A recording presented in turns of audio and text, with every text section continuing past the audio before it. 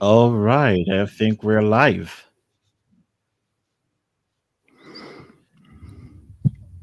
Hi everyone. Hi everyone. Good evening. Good evening, everybody. Let How you us doing, know sir? how you doing, King. We got a special I'm good. guest today. I don't think you've hit live yet because I can't see it I still, streaming yet. Yeah, it's still waiting for you. I still waiting. I don't. Ah, there you I go. Now hit. it's live. It's live now. I think there is a Yeah, little yeah. bit of a delay.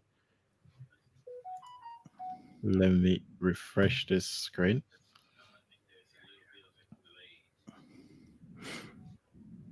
We're all good.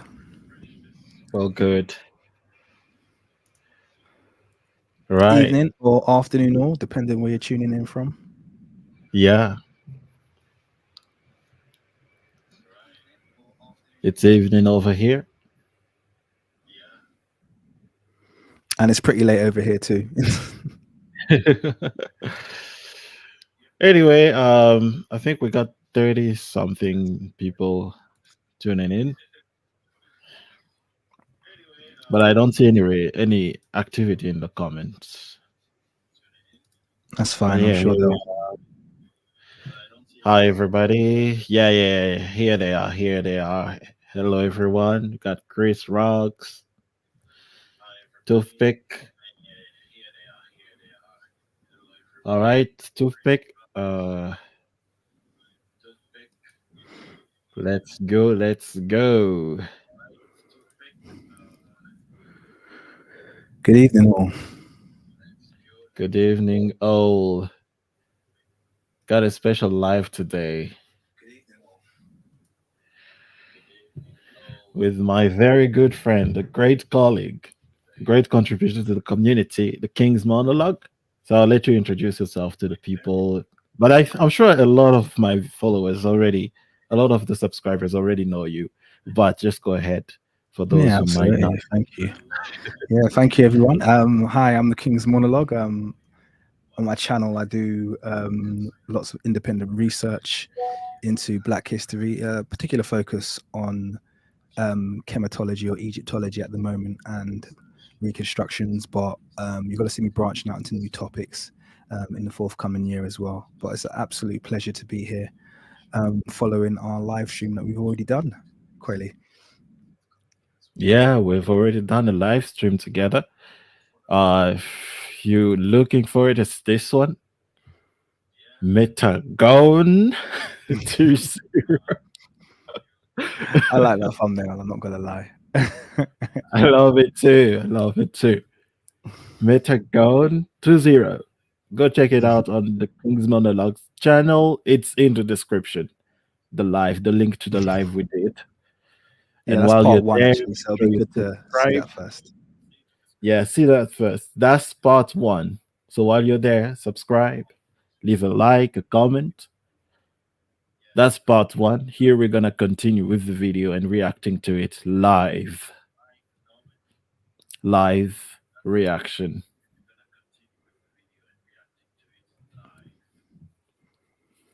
Excellent. All right, and it's already starting with some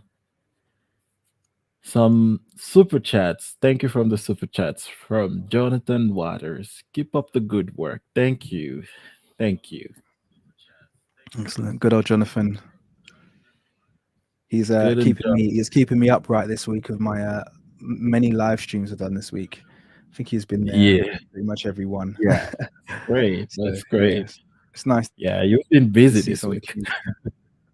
kings. Yeah, I've been way too busy, way too busy. I'm not going to do any live streams this coming week. Just to compensate, I need to have to do some editing because I've got, like I've always mentioned, I've got lots of unfinished content. So yeah, let me get that Yeah. done now.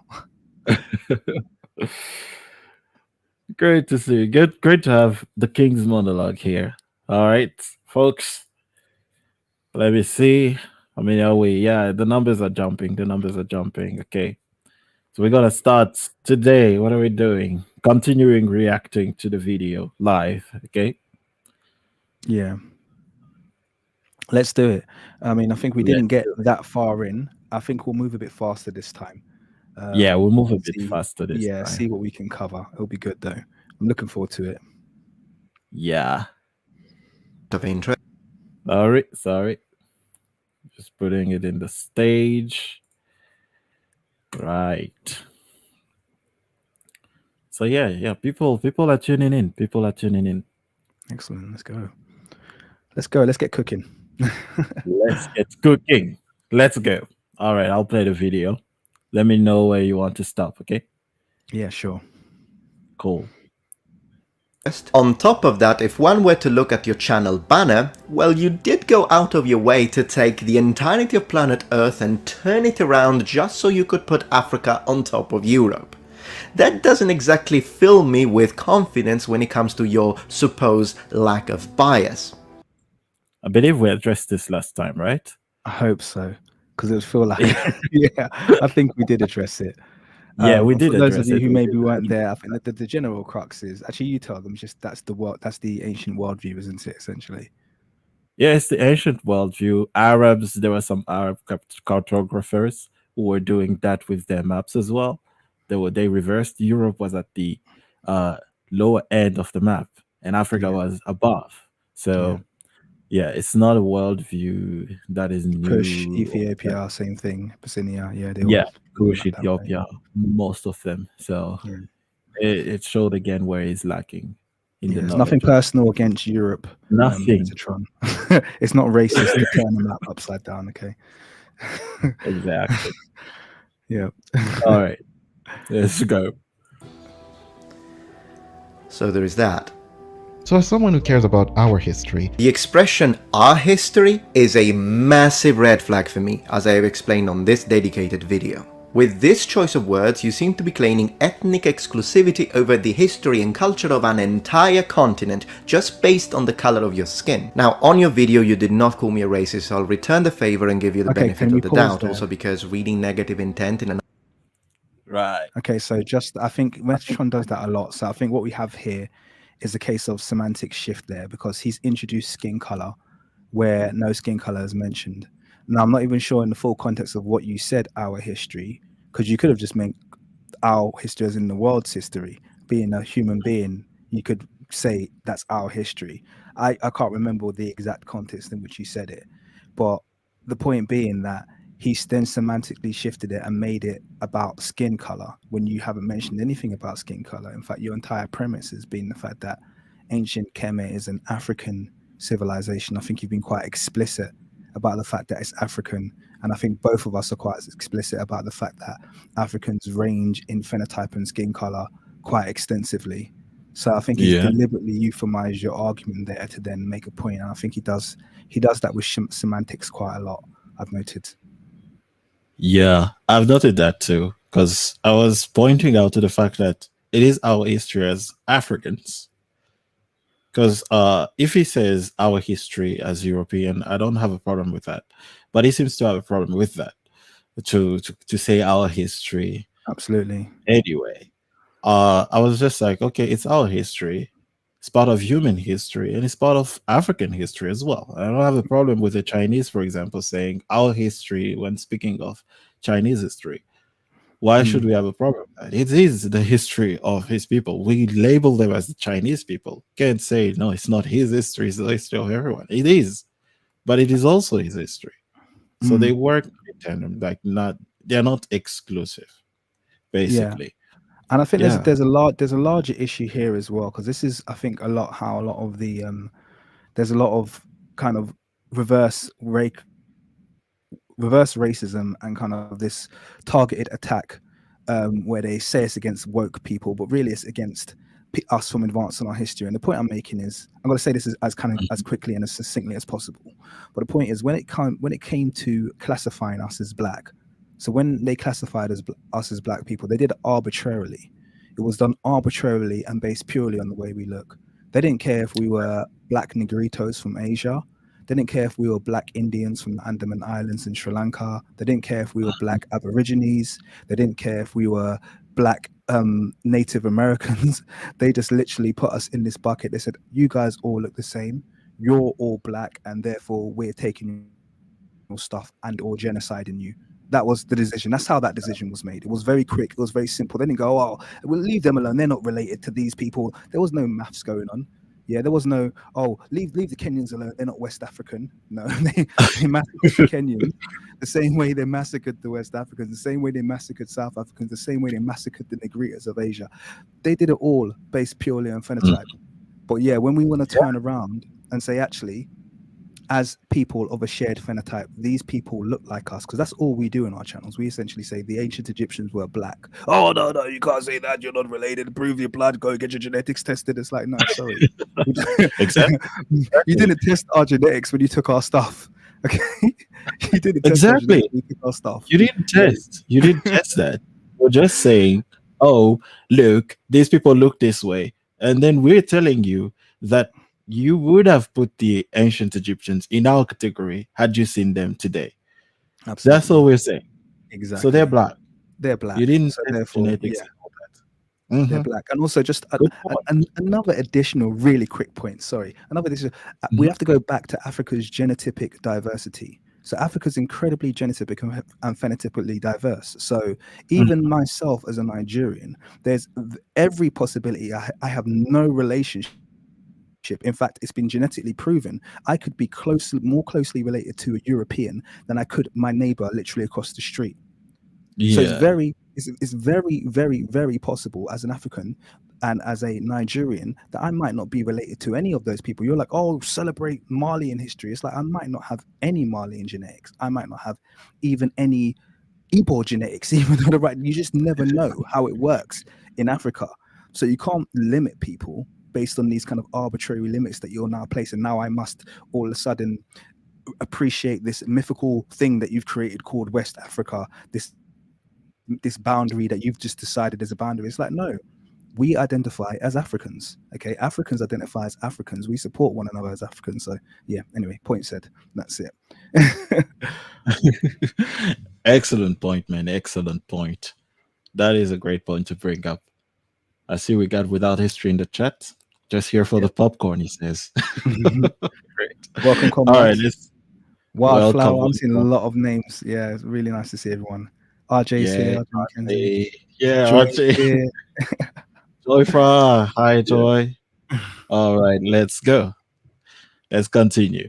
Otherwise ambiguous situation is not exactly, shall we say, my style. But if you are in fact going down that road, then let me say this. Egypt faces the Mediterranean. I am Mediterranean. My sea, my history too.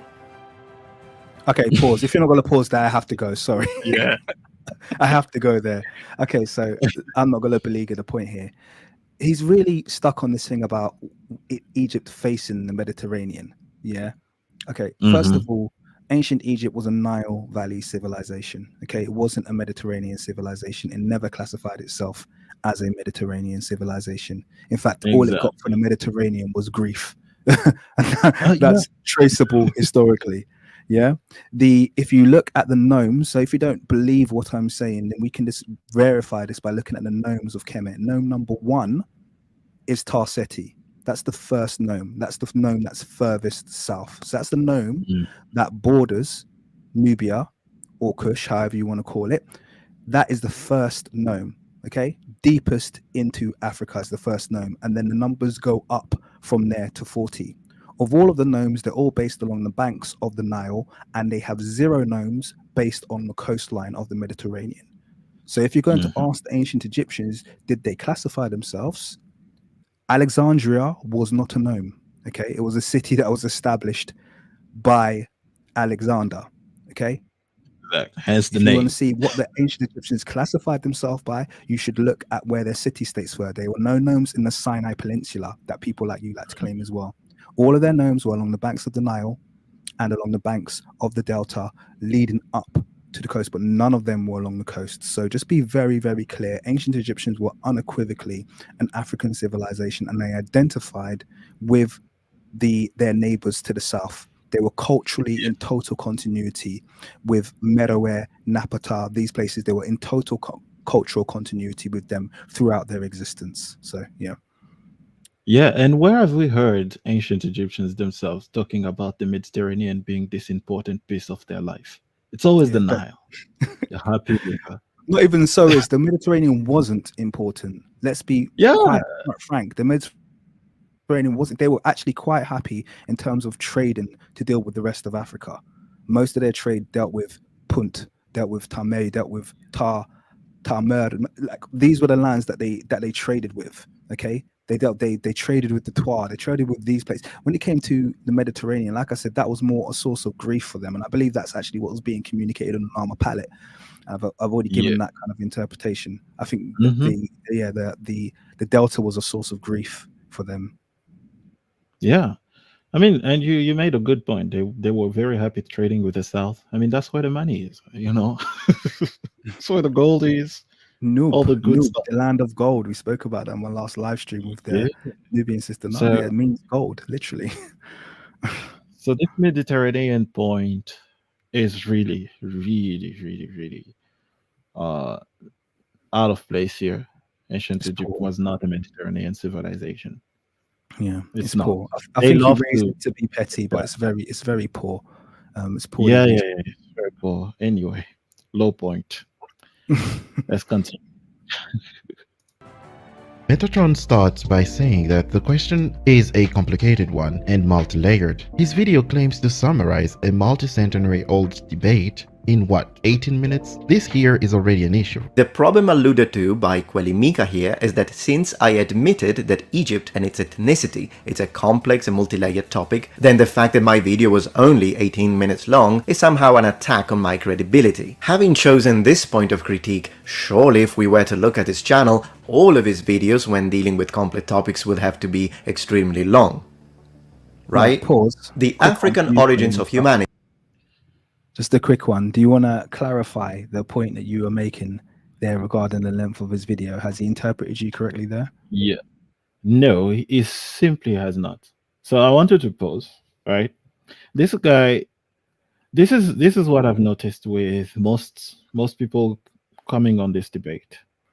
Uh, Whenever they deny that, oh, it's Afrocentrists saying this, they never tell you, right, that the debate was not started by black people in America, right, or by Diop, or by anyone. It was started by Europeans long time ago, 200 years ago. They never want to address that history. That it was first Europeans who started saying that ancient Egyptians were black, and they established it with all sorts of evidence.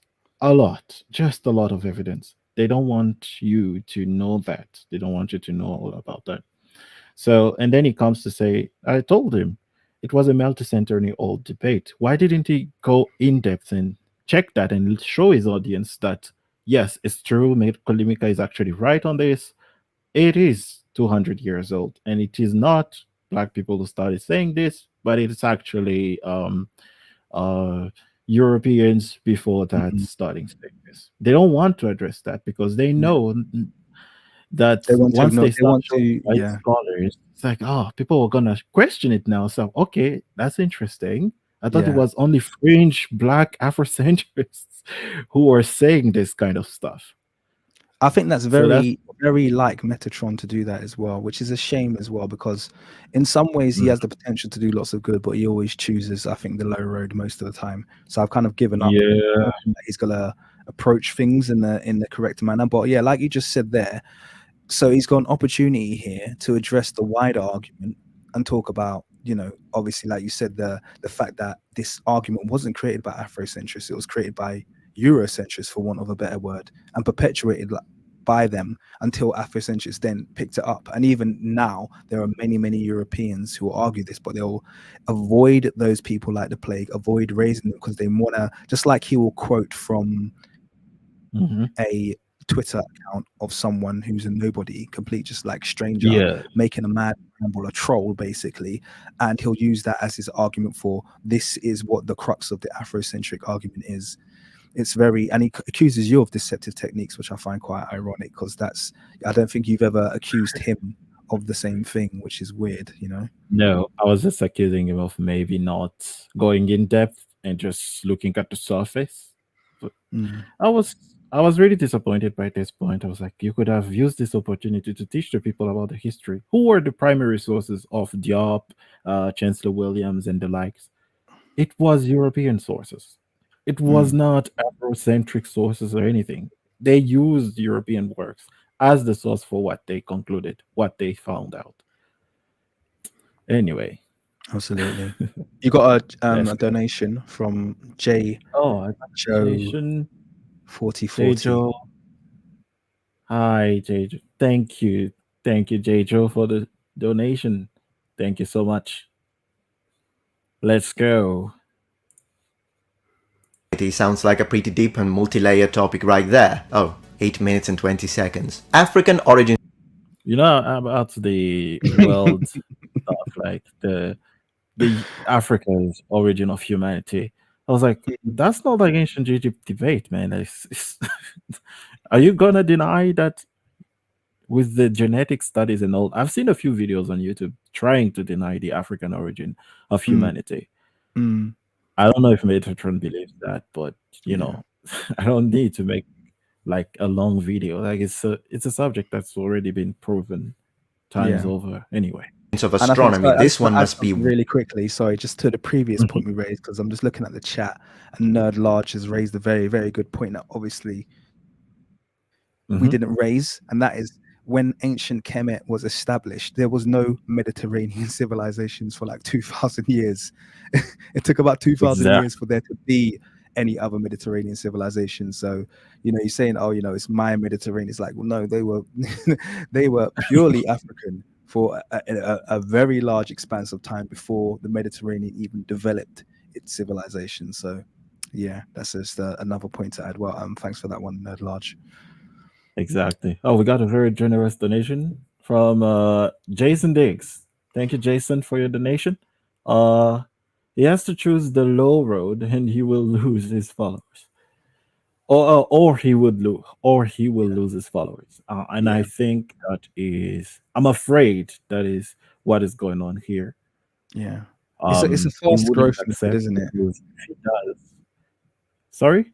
No, so I'm just saying it's a fast growth method, isn't it? If you just appeal to Exactly. yeah, Because lowest common denominator and do those kind of videos, you can build a channel very fast, being anti woke right yeah. now. It's very sensitive Yeah. and you know Anti-woke is very yeah, huge right now. I can get yeah, big on anti-woke things.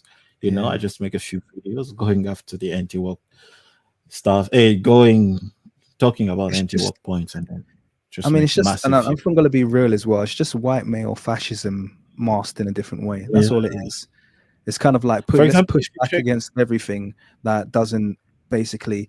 They basically want a reformation to colonial times, when when essentially European males could do whatever they want to whoever they want, and never have any consequences, and we're seen as the kings of everything. And anything that goes against that narrative now is woke. That's all you need to be woke. And you just mention women, mention color, mention anything. It's like, oh, you've offended some potential school shooter. So, it's like, for goodness sake, man, these guys are so sensitive. They mention the R word 10 times more than we do, and we can and we're the only ones who can legitimately exactly. raise them. Oh, you're being R, being racist. Anyway, and also I wanted to what did I want to point out? Maybe it will come back. Let's carry on. But yeah, 1 hour long, right? 11 minutes 33. Was Ramses II black? 20 minutes topic? 2 minutes and 8 seconds. this is where I caught Metatron. Basically, like, I don't know if he's the one at fault for this because he has a team behind him. I don't know who in his team told him that this video was just 2 minutes because it was a snippet from a bigger video I did on Uh, comparing the but he scale. watched all And I of was your videos twice with a team of like, 16, with a exactly. team of 16 anthropologists, paleontologists, and dinosaur experts. No, that's I thought that's what he did. You know what I mean? That's what I thought. Exactly, because he supposedly watched everything himself, right, with his team. So I'm like, did you not notice that was a snippet? I don't know. Anyway, let's go. Are you sure you want to use that against me? 3 minutes shocking truth? This is the first deceptive indicator within your speech pattern. Sorry, even the shocking truth one, I was like, it's literally the channel's introduction and saying that I will talk about this topic more. And he chose to go after that one. I was like, come on, bro. Yeah. Anyway, And the fact he's calling it a deceptive indicator, it's like it's not deceptive for him to say you should have done for you to say he should have done his video a little bit longer. There's nothing deceptive. He might disagree with it, but him calling it deceptive is very, that's very loaded considering what it was. But anyway, yeah. Sorry, carry on. yeah. So why is it deceptive? Anyway, let's go. Called out. You have a clear double standard at play here. Therefore, I call this point of attack indefendable. Indefensible. As you see here, Metatron goes to find So I was just correcting his grammar since he likes to be so petty. It's indefensible, not indefendable. But anyway, carry on. He does like to be pedantic on a term, what it means, and all definitions. Anyway, let's go. the guy on Twitter that he is claiming extreme stuff that do not at all represent the arguments for a Black Egypt. This one hasn't aged well, has it? You said that me pointing out a random guy believing that Cleopatra should be black was pointless because, nobody believes that. And then this happened. Well, this was so deceptive because I never said that nobody believed it. I never said. Even in the extract he just played, I never said that nobody believes Cleopatra was black. I knew a lot of people believed it, but I didn't. And I said, this is extreme stuff because there's not much scholarship. It's like 50-50 thing and all that. And to claim that she's 100% black is just not scholarly, Like, you can't claim Cleopatra is 100% black. Like, you don't have all the evidence on her. So, and usually I don't even like to talk about the Ptolemaic period and and all that. So I was just like, man, what is this? Like, this is how you choose to go against this point. Well, I've never said that no one believed it anyway. I think it's quite clear what you were saying there, because it's the same thing that I've said previously, and that's just quite simply that he's using the lowest common denominator, in terms of getting these trolls and kind of like saying they represent the argument for Black Egypt. He doesn't get the scholars like you mentioned earlier. That's the point that you are making. And then he's saying, well, I was perfectly justified in that because that guy was talking about Black Cleopatra and then Netflix made this. And so what? Yeah. What does that prove? Okay, Netflix made a show where they made Cleopatra mixed race. Okay, I actually think that's not. And you saw how we jumped on it. So, what's your point, Metatron? Doesn't make you right for picking a troll to dress down, to make your point. It hasn't in any ways justified. He hasn't addressed my argument. Yeah, he hasn't. He didn't even address the argument I was making there. He just went like, oh, this didn't age well. Bro, you still did not address the argument. Where are the scholars you are supposed to attack since you're a scholar? That was the point. Like, why are you going for a random guy on Twitter instead of a scholar like Diop, Chancellor Williams, Van Sertima, and others? Why? And to his point, once again, just proving what we've just said, that Afrocentrists didn't make Cleopatra, Netflix did. So unless he wants to argue that the Netflix, who bankrolled it are a bunch of Afrocentrics, then he's contradicting his own point, because his whole point was that Afrocentrics make these inane arguments, and yet he's picked a very much publicized white-owned organization as his source of attack here. So it's a large contradictions in it. Large. And okay, on the point of also him just doing this because I think he has an audience of a lot of white nationalists. It's because like when he did his video on the white Romans, like Nordic Romans, if you compare that video's views to the video where he went after me, so this guy saying Black Egyptians are black and people shared it. It's like they love seeing that. Oh, this black extremist is being taken down. Mm, And then when it's one going after the Nordic, very white people, they mm, go like, oh, actually, he was attacked for it by some mm. of his followers. Like, what are you talking about? You getting a bit woke and all. Oh yeah, yeah. He has to toe that line very carefully because like I said, that's what he's. Exactly. And he That's did the that video yeah. in mine because I criticized him on the fact, like Mr. Imhotep had criticized him on the fact that he was doing videos just attacking these topics, and he saw that him jumping on only when a movie, so when a character is turned black or anything, would look bad on him. So he did that video to balance things out. I think that's my opinion. Mm. That's how I saw it. But anyway, I could be wrong. Yeah, I mean, he even has the recent one about Alexander, and he's totally fine with Alexander being depicted as a blonde person, but he recently Yeah, done another attack on kind of Hannibal being depicted as a black person. Yet there's far more evidence that Hannibal was black than Alexander was blonde. But you don't see the same, like you yeah. said, you don't see the same energy. He has to toe that line very carefully because essentially You that don't. now makes up a large amount of his support is these very sensitive beta European males who who are all kind of all subscribe to him and all get their kind of like manly juices from seeing black females taken down with aplomb. So yeah, you go, that's his thing. Exactly. All right, let's go on. You clearly didn't see that one coming. I did. You ridiculed me for bringing up this whole Cleopatra was black point. Joke's on you, man. Remember, noble ones, not everything that sounds persuasive constitutes a valid point of argument. Yes, Egypt is Ironic. in Africa. Thank you for acknowledging a fact. On this point, we are in alignment. Hey, look, we agreed with Metatron. Hey, A quick search on Wikipedia will help you know the scholars that have spoken for and against this hypothesis. A quick search on Wikipedia. It's not that hard. Anyhow.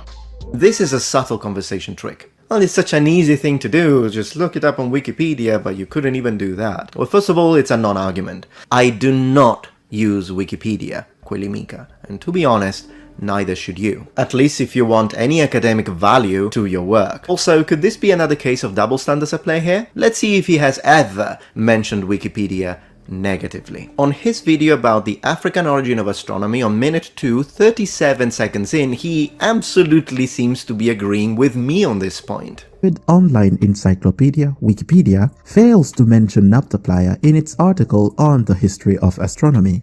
I wonder why. Second deceptive Okay, indicator so within wanna your jump in speech there, or pattern. shall I? jump in first. Jump in first. Yeah, absolutely. I mean, this entire point, I don't want to speak for you, but this entire point is ridiculous because you essentially, it seemed to me like you were advising him to have a brief wiki read to just get an overview, not to use Wikipedia as kind of a source of truth, but just Thank you. you could get an idea of what the general argument is by perusing Wikipedia. Now, in agreement with him, I actually don't use Wikipedia at all. Now I've got to the stage where I don't even use it to get general information.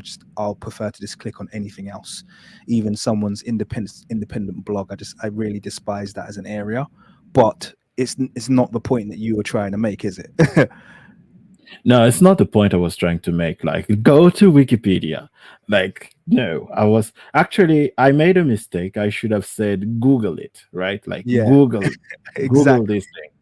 Because when I Googled this issue, because like I wasn't into this topic before. So at first I was like, okay, let me just see what the internet says about it. And I Googled it, and guess what Google shows me first? Their favorite website, Wikipedia.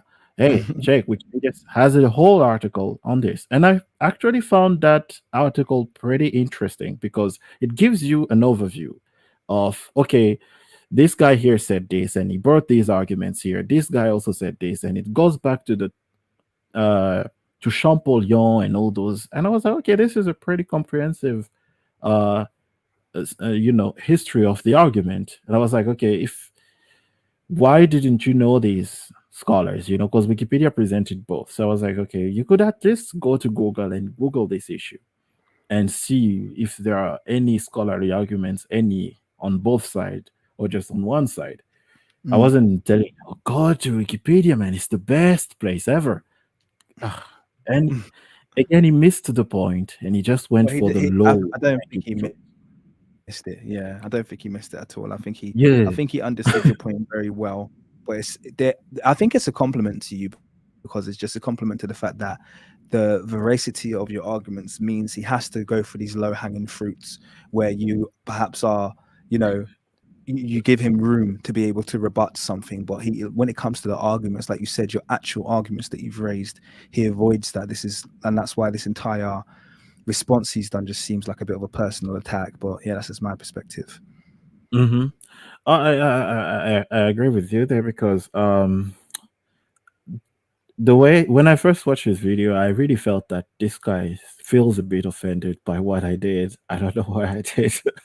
Anyway, but from some of his subscribers who came to watch the video, my response, uh, they have told me that, oh, my what is it?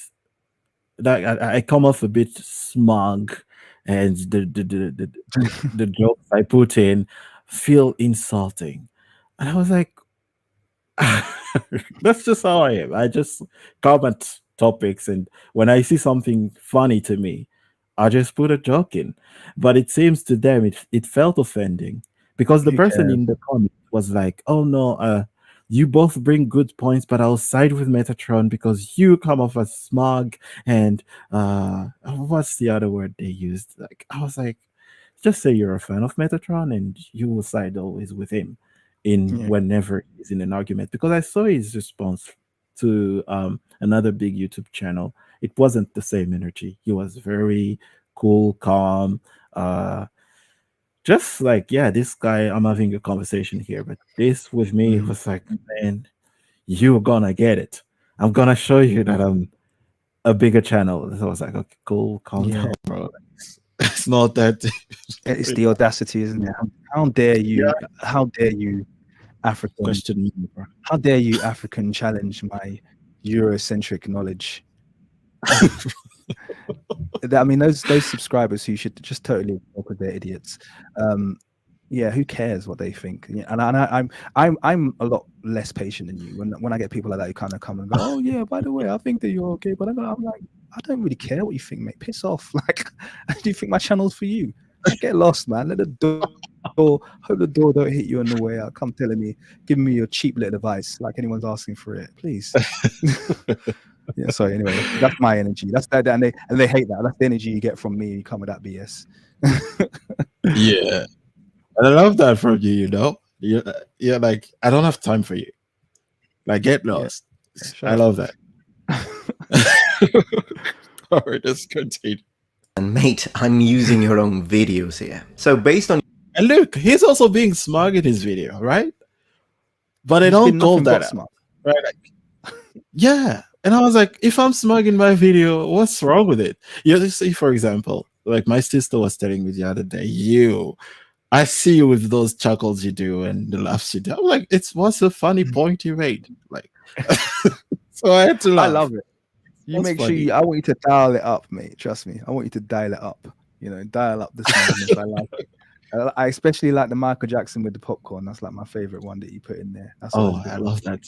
Yeah. I love that. I love that. I love that. That's it's just so funny, like, okay, let's go. Because I was like when he said brace for impact, then I put that, oh my god, the one from the Nigerian movie. Yeah, that one. That was, oh my god. I'm so scared. That was the energy I was going for. Wow, I'm so scared. Gotta brace for impact. I was like, come on, people. Like, he made those jokes, like, brace for impact. And I was like, okay. I could have felt like insulted as well, but I was like, it's cool. It's YouTube. Anyway, let's go. your own words, it seems like we both agree that a quick search on Wikipedia isn't exactly the best thing to suggest to your intellectual opponent during a debate. Is Metatron aware that the ancient Greeks unanimously called the ancient Egyptians black? Is Metatron aware that the ancient Greeks unanimously called the ancient Egyptians black? Okay. This one was there to attract him. Because I knew, I was writing the script. I wrote the script. I was like, okay, should I? I said most. I was like, no. Should I say most? Nah, let me go. Unanimously. I knew if he saw the video, by any chance, he's not gonna go for that. And he's gonna be like, I'm gonna end you. So felt more confident to make a response because this was an intellectual spanking, as many of his subscribers have said under the original response. Oh yeah, he shredded you, bro.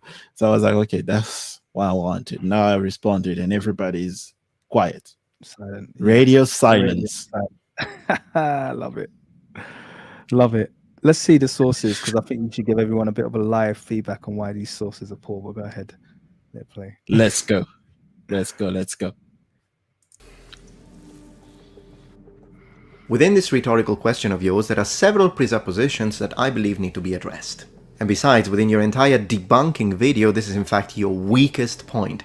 How can I put it? You are, let's be generous, catastrophically mistaken here. Allow me to elaborate. There isn't only one verse that... Just a quick point, and this you will notice, people, as we watch, you'll notice that this is the point where he felt so confident that he spent most of the time of the video, of his response here. can completely debunk this point of yours. There is a whole cluster of passages, a veritable cornucopia, which I'll report here, one by one. Furthermore, your linguistic approach within the realm of translation contains significant methodological flaws, and just like the majority of Afrocentric scholars, you omit passages that contradict your statements. Any methodology needs to be pragmatic because the linguistic categories born from any analysis are clearly developed in line with the research questions, with a constant overlap between theory and empirical data. As the basic structure of our linguistic research and interpretation, what we did as a team is that first we established the genre and discourse of the text in question, also trying to sample for other ethnographic information. Then we tried to locate similar text with similar topics, beginning with the systematic analysis of lexical resources and lexicosyntactic features. I mean, this is a beautiful speech he's given, but didn't he just get all of these arguments from someone else's website? I mean, wasn't that the going there? I think we have to, don't we? Because he's given this whole spiel, and it is very impressive. I'm sitting here going, "Ooh, you know, look at the processes his 15 paleontologists and 18 dinosaur doctors go through. You know, this is thorough. They're gonna cook you." Until you discover that he got each and every one of the quotes that he mentioned from somebody else's website. Is that right? Did I get that right? Allegedly.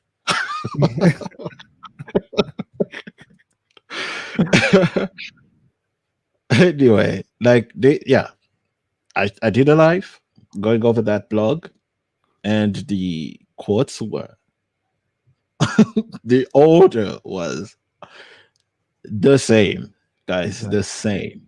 So that was like very eerie. So you're like, what?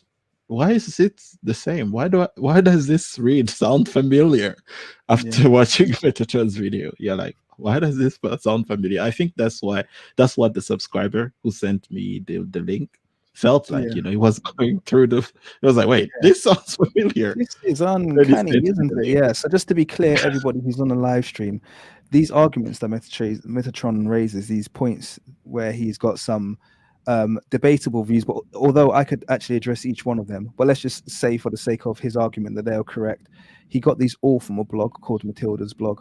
So it's not his own original research. He used exactly the same quotes. So all of that stuff he's kind of like presented and made out like he's gone in and he's gone in with these researchers and these linguists and he's found them and then he's cross-referenced them and he's made sure they're in context and they've read them 6 times and they ran them through an AI algorithm and spat out. They didn't do any of that. He just literally copied and pasted these arguments, which doesn't make his arguments any less strong. If they're strong arguments, we're going to see now, and we should be able to address them. So yeah. Exactly. Let's go. Let's hear from the Metatron. Features of text, we move through a systemic function data analysis of genre and text meta function. In your linguistic section, you did none. Concurrently, when dealing with or using ancient Greek or even classical Latin vocabulary, you do not deal with absolutes. This is an absolute here. So let's address the word unanimously that you have chosen. Whenever we See, I told you Sorry. he was gonna go for that one. Yeah. Did you want to say something? Yeah, no, I just wanted to say, and his use of, I agree with him that when it comes to text, they don't use words, they don't deal in absolutes. So they don't deal Exactly. even with You things don't. like color, like the way we do. They deal very much with ranges. I totally agree with that, absolutely. So the word black won't necessarily mean the color black. It will normally mean coal-like or something like that, or approaching darkness. So there's lots and lots Mm. of different ways that you could interpret singular words. However, he's then said that, and then he's jumped upon the word that you said unanimously, which has got nothing to do with the text that you looked at. He didn't look at any of Herodotus's quotes. He didn't answer the several quotes that you put forward of the Exactly. several Greek historians. He just literally went and started talking about these news sources of people who argue against it. So it was just a total like you've missed me there. You have. He has missed me as well. Quick check. Thanks to the super chat from Black Rampage 2. He says 2 kings. Thank you. Thank you Come on, so man. much. You're king Yeah, respect. too. Appreciate it. Respect, man. Appreciate, man. All right, let's go. Metatron is teaching us. Listen to the teacher. wish to use the words of the ancients, for example the ancient Greeks, so we need to remember that in order to do it professionally, well, every written or spoken word produced in the ancient texts is a discursive event, and therefore needs to be placed in its correct cultural context, since language and culture are inherently intertwined. Moreover, the historical context need to also be analyzed and integrated within the interpretation. With that in mind, let's now talk about the word Ethiopian in ancient Greek text. The So you see all that he said before this, like I agree, like okay, it has to be analyzed with the context, which is what Diop and many of our scholars did. But you won't hear him mentioning that because it will undermine his argument. Don't you agree with that, King? Absolutely.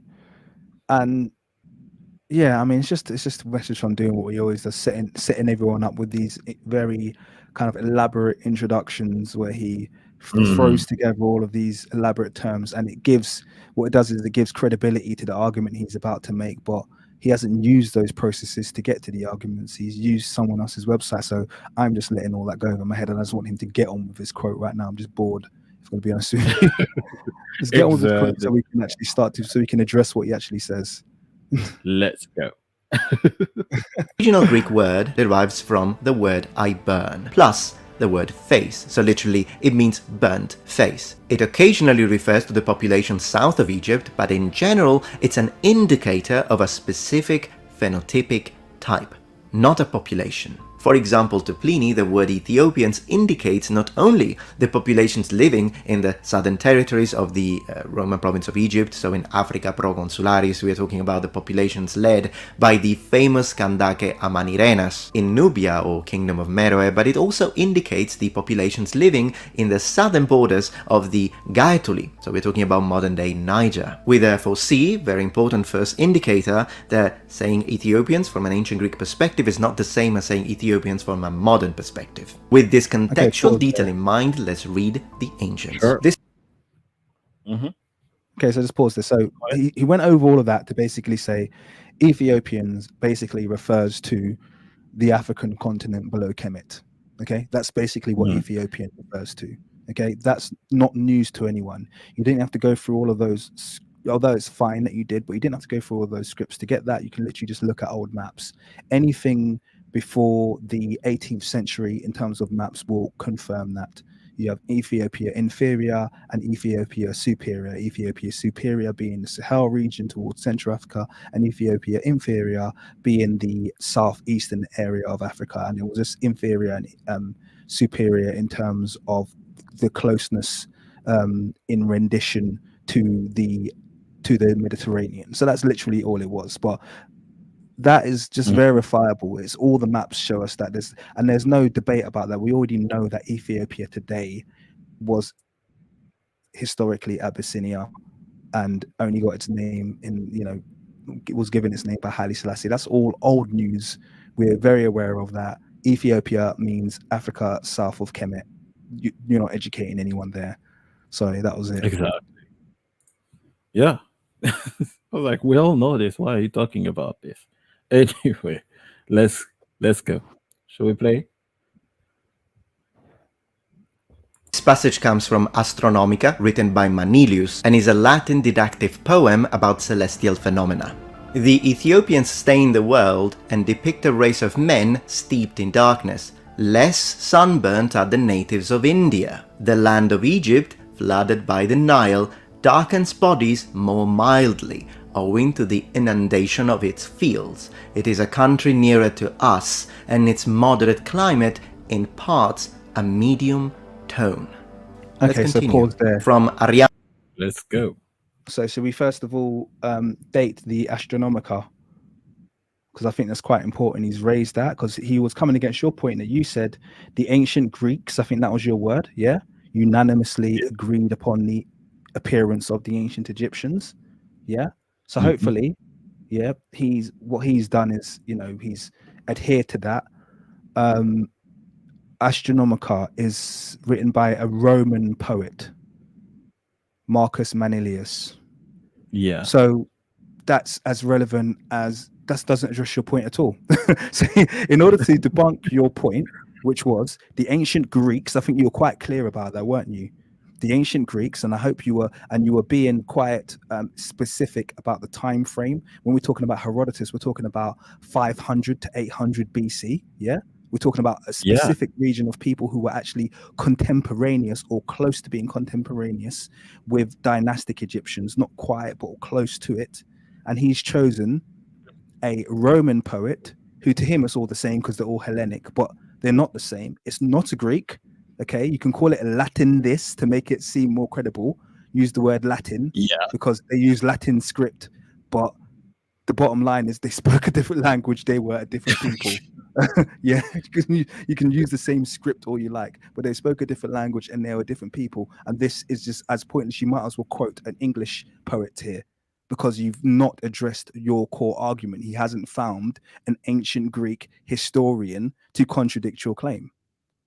Exactly. He hasn't. I wanted to pop on the screen like the Astronomica by Manilius to show people like what we're talking about, the date, right? 30 BC to something, right?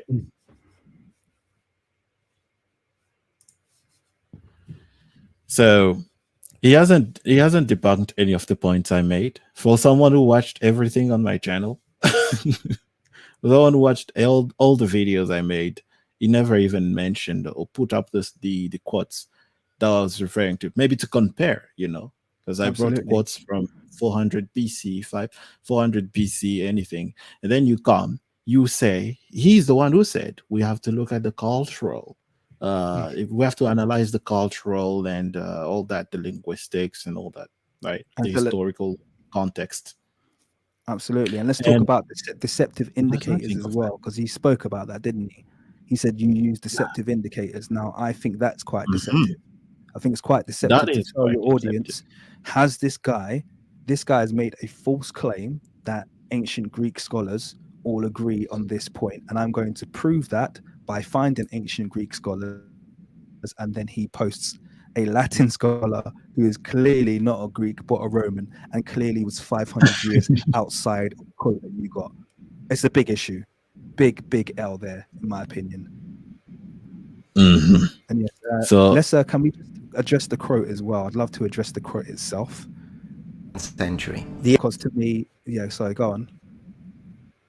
Yeah. Should I keep on playing, or you want to say something? I just want to say something. So just to address this quote, because I think it's important that we address all these quotes. It says the appearance of the inhabitants is Yeah. yeah, so there is, yeah. So the Ethiopians stain the Uh-huh. world and depict a race of men steeped in darkness, less sunburnt are the natives. Now, for someone to be less sunburnt, it doesn't suddenly make them white. And this is the thing. Metatron, who after he's just said the ancient Greeks do not deal in extremes or absolutes, that was his word. They don't deal in absolutes. He instantly always defaults to absolutes when he reads all of his quotes. So for him, he can't see the difference, and he's already expressed that he can't see the difference because he said black people can't tan. So he can't see the difference between, let's say, a Dinka, who would have been a very accessible Ethiopian, someone who's very dark, people who are almost jet black, yeah, to someone who are less sunburnt. If you just move slightly further north, you might get your, Ethiopian looking northern Sudanese, Afar type people. You can get even Yeah. your central, even you're from Congo, right? So many light skinned people in Congo. Congo is So full of many. people that are light skinned. So he can't see that nuance. To him, if you classify it as black, then your skin literally looks like a car's tire and you don't have any color. That's literally how he sees black people. So I mean, Yeah. and also just to address this point of India as well, because it comes up quite a lot. Mm-hmm. If I present, is that going to make stuff difficult? If you present, do you have a slides there or some? Well, I can present my screen really quickly. I just want to present an image, and rather than No asking problem. you to pull it up, I can just pull it up. Just as long as we can get it back really quickly. So Yeah, you can just share your screen. I okay, think. super. Let me do that quickly. Yeah, it'll take me a second. So just Cool. really quickly, I just want to show people in regards to the quote that he's pulled up there. So if I go to share screen, yeah, cool. Let me. Yes, it is cool. That's really quick. Okay, so I just want to show really quickly to the audience. It speaks about the Ethiopians being a race of men steeped in darkness, yeah, and then it speaks about like the Indians. So by the way, these are Andaman Islanders, yeah. Andaman Islands is in the Indian Ocean. Okay, it's very possible, not only possible, but quite probable that people like this also lived in the south of India in the time frame that was being spoken. Now, if you notice, these Andaman Islanders, if I just zoom in on one, have literally jet black skin. Okay, jet black skin. If I pull up alongside that, maybe the Dinka very quickly, you can see Dinka of South Sudan. Okay, many of them you will see have incredibly dark skin, the same way, almost jet black skin.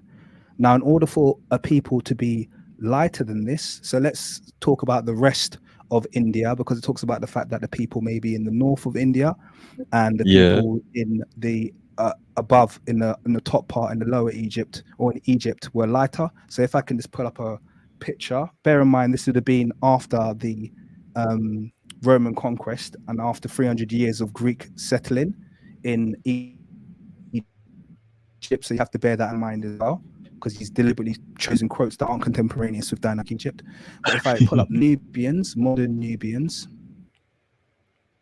okay, we can see the skin tone of modern Nubians. Okay, they're still black. Yeah, very much so. We're going to agree that the Nubians are still black, but they're much fairer than the Dinka for comparison. And then if we pull up, let's say like a Sri Lankan, who are people based in, once again, that Indian region, and go to images, if we was to compare them skin tone wise, some of them are even darker than the Nubians. Okay, so you can see that that's a very easy and fair comparison. Your northern Indians could have looked like this, which is quite comparable to your Nubians, and then your southern Indians could have looked like the Dinka or could have looked like the Andaman Islanders. Tamil people, if someone's just put Tamil in the chat as well, they're all people that would be skin tone wise, all of these skin tones fall within the range of the black race. So he's not making a point. He thinks by saying someone's lighter, it makes them white. he can't, and this is the thing, I made a video about this. Metatron cannot see the diversity and the nuance of the black race. He literally just thinks we all look like black crayons. He doesn't understand that we come in Exactly. lots of different tones. He really doesn't. As But you yeah, said that in his was it. first video, Yeah, do they look like this man on the screen, right? Like when he exactly. said he pointing to Mahershala, someone who looks like, say, the King's Monologue. So if you have any lighter tone than the King's Monologue, you're not black. Mm, Anything lighter, you're on black. So it comes off as really simplistic view of seeing the diversity of Africa, which it tried to argue against yeah. later in the video. So Yeah. So yeah, yeah, it's just, I think it's good for us to see these examples so that when we read this quote, you can take over the screen now, by the way. I'm done. But when he, cool. makes his point about this quote, it could quite easily be talking about several different ranges of African people. It doesn't, just because, oh, these are lighter and these are not so dark as that. That is a simplistic Eurocentric point of view. We already see from the ancient Kemetic artwork that they were very, very aware of the nuances in skin tone. King Tut pictured himself as being lighter than the darkest Nubians, but far darker than the Syrians and the Turks and the people to the north. Far darker. Ex- So there was a clear awareness of where their skin tone settled. And unfortunately for Metatron, it didn't settle on, on what he's portraying it to have settled on. So that's really it. That was my point. Great points Sorry, you I went off. made. I couldn't have explained But I that think better. it addresses most of his quotes here, so that's why I felt the need to just display that. Yeah, that Indian point, brilliantly done. So we carry on. Yes, please. Let's go. From Arianus between the 1st and 2nd century. The appearance of the inhabitants is also not very different in India and Ethiopia. The southern Indians are rather more like Ethiopians, as they are black to look on, and their hair is black, only they are not so snub-nosed or woolly-haired as the Ethiopians. The northern Indians are most like the Egyptians, physically. Unanimous? So you see, again, he thought like he's trying to make people interpret this as, or the Indians, if they're not like the Ethiopians, they're lighter. They must be like pale pale people, like the Exactly. Syrians and all, which is not what the author said. The author said they are lighter than the jet black Ethiopians he was talking about, because he was like the southern Indians are like the Ethiopians in complexion. And we've just seen this, as King showed us, with the Tamil and the Andaman Island people, same complexion. So this is Mhm. what the authors were talking about in the past. And when we talk about the lighter complexion, it won't be the pale complexion that he wants people to believe. Well, there was never an expression of pale skin. There was never any hieroglyphs or any text, any supporting evidence of the use of Mhm. pale skin. There was never any steles that presented the ancient Egyptian men with pale skin. So all of this is it's literally a figment of Eurocentric imagination. It doesn't have any support in anthropology. So it doesn't have Yeah, any basis. So it's not even worth discussing about, yeah. Let's Yeah. go. I'm not done. From Strabo, in its geography, between the 1st century BC and the 1st century AD. As for the people of India, those in the south are like the Ethiopians in color, although they are like the rest in respect to countenance and hair, for on account of the humidity of the air, their hair does not curl, whereas those in the north are like the Egyptians. Next one. Philostratus, nicknamed the Athenian, writes, "For when he arrived at the Sorry, can I confines of get a quick Ethiopia and pause there as Egypt, well? and the name of the place is..." Sure, Did you sure, sure. notice that in the previous quote before the last one, and by the way, none of these quotes are contemporaneous of Herodotus, by the way. All of them are out of No, date, and we've stopped pulling them up on that, but I want the audience to be very aware that he's still quoting from people that are not contemporaneous with Herodotus, and most of these quotes are not coming from Greeks. So I want to make that very, very clear. But that aside, addressing his point, the previous quote that he mentioned said that the southern Indians, or the people in the south of India, did have woolly hair. And then the one that he's just pulled up now says they didn't have woolly hair.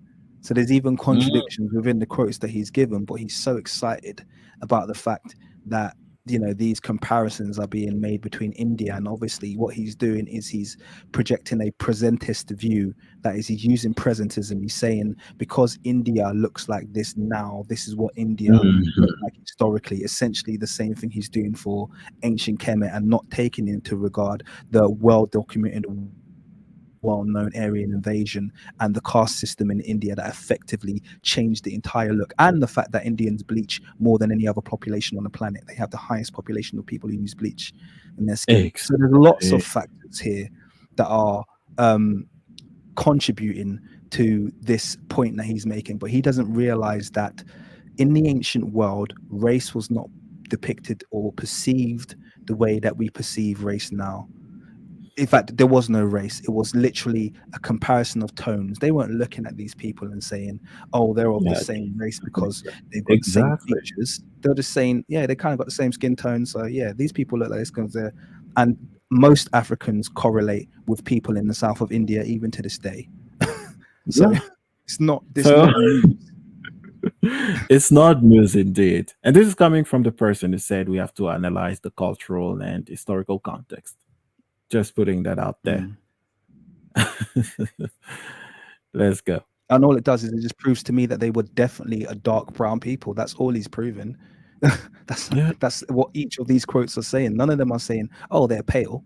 He hasn't found a single word to say pale. He's got plenty of words dark, plenty of brown, plenty of, you know, burnt by the sun. But I haven't heard the word pale used once. I haven't heard the word even wheat used once, or olive, even though olive means brown. I haven't used any of these words used once. So, or at least saying that they look like any Greek today. Yeah.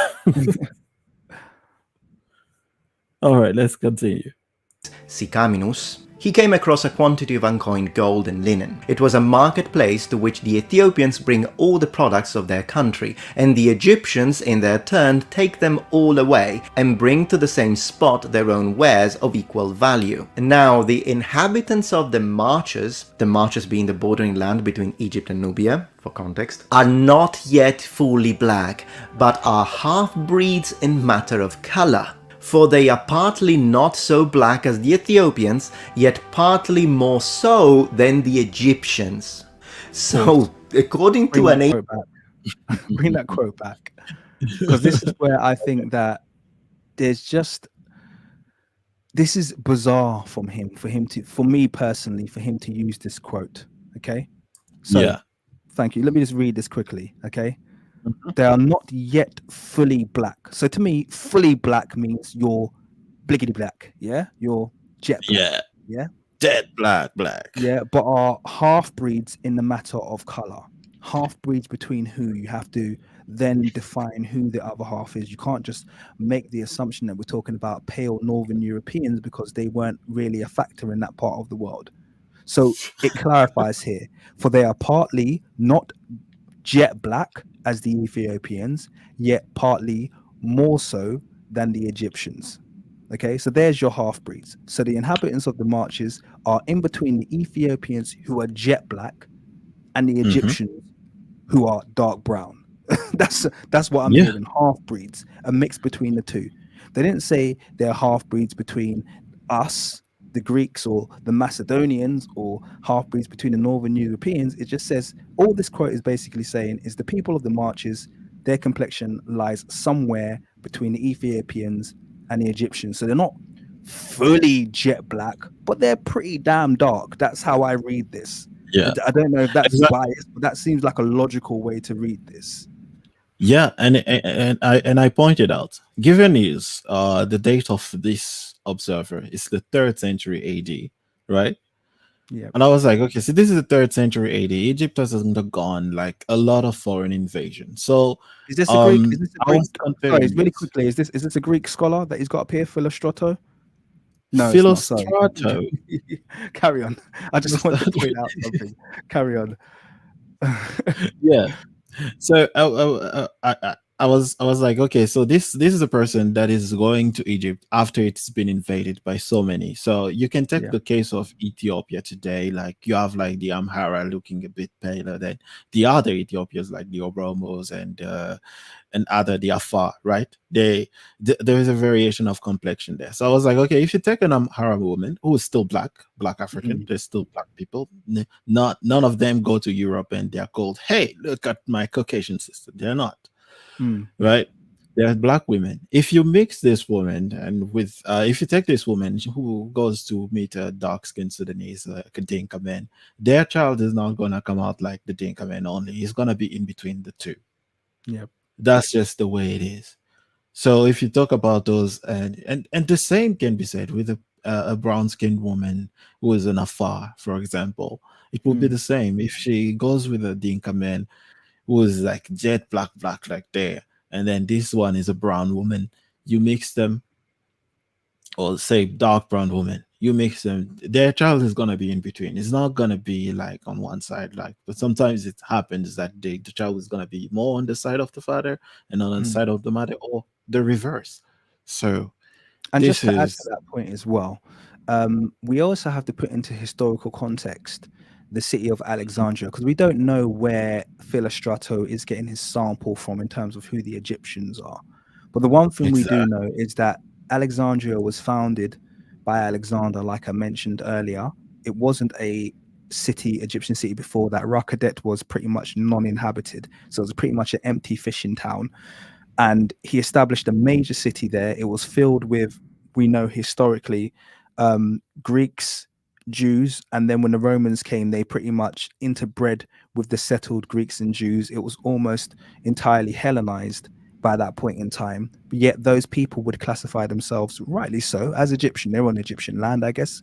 They would classify themselves as Mhm. Egyptians, like modern Egyptians do.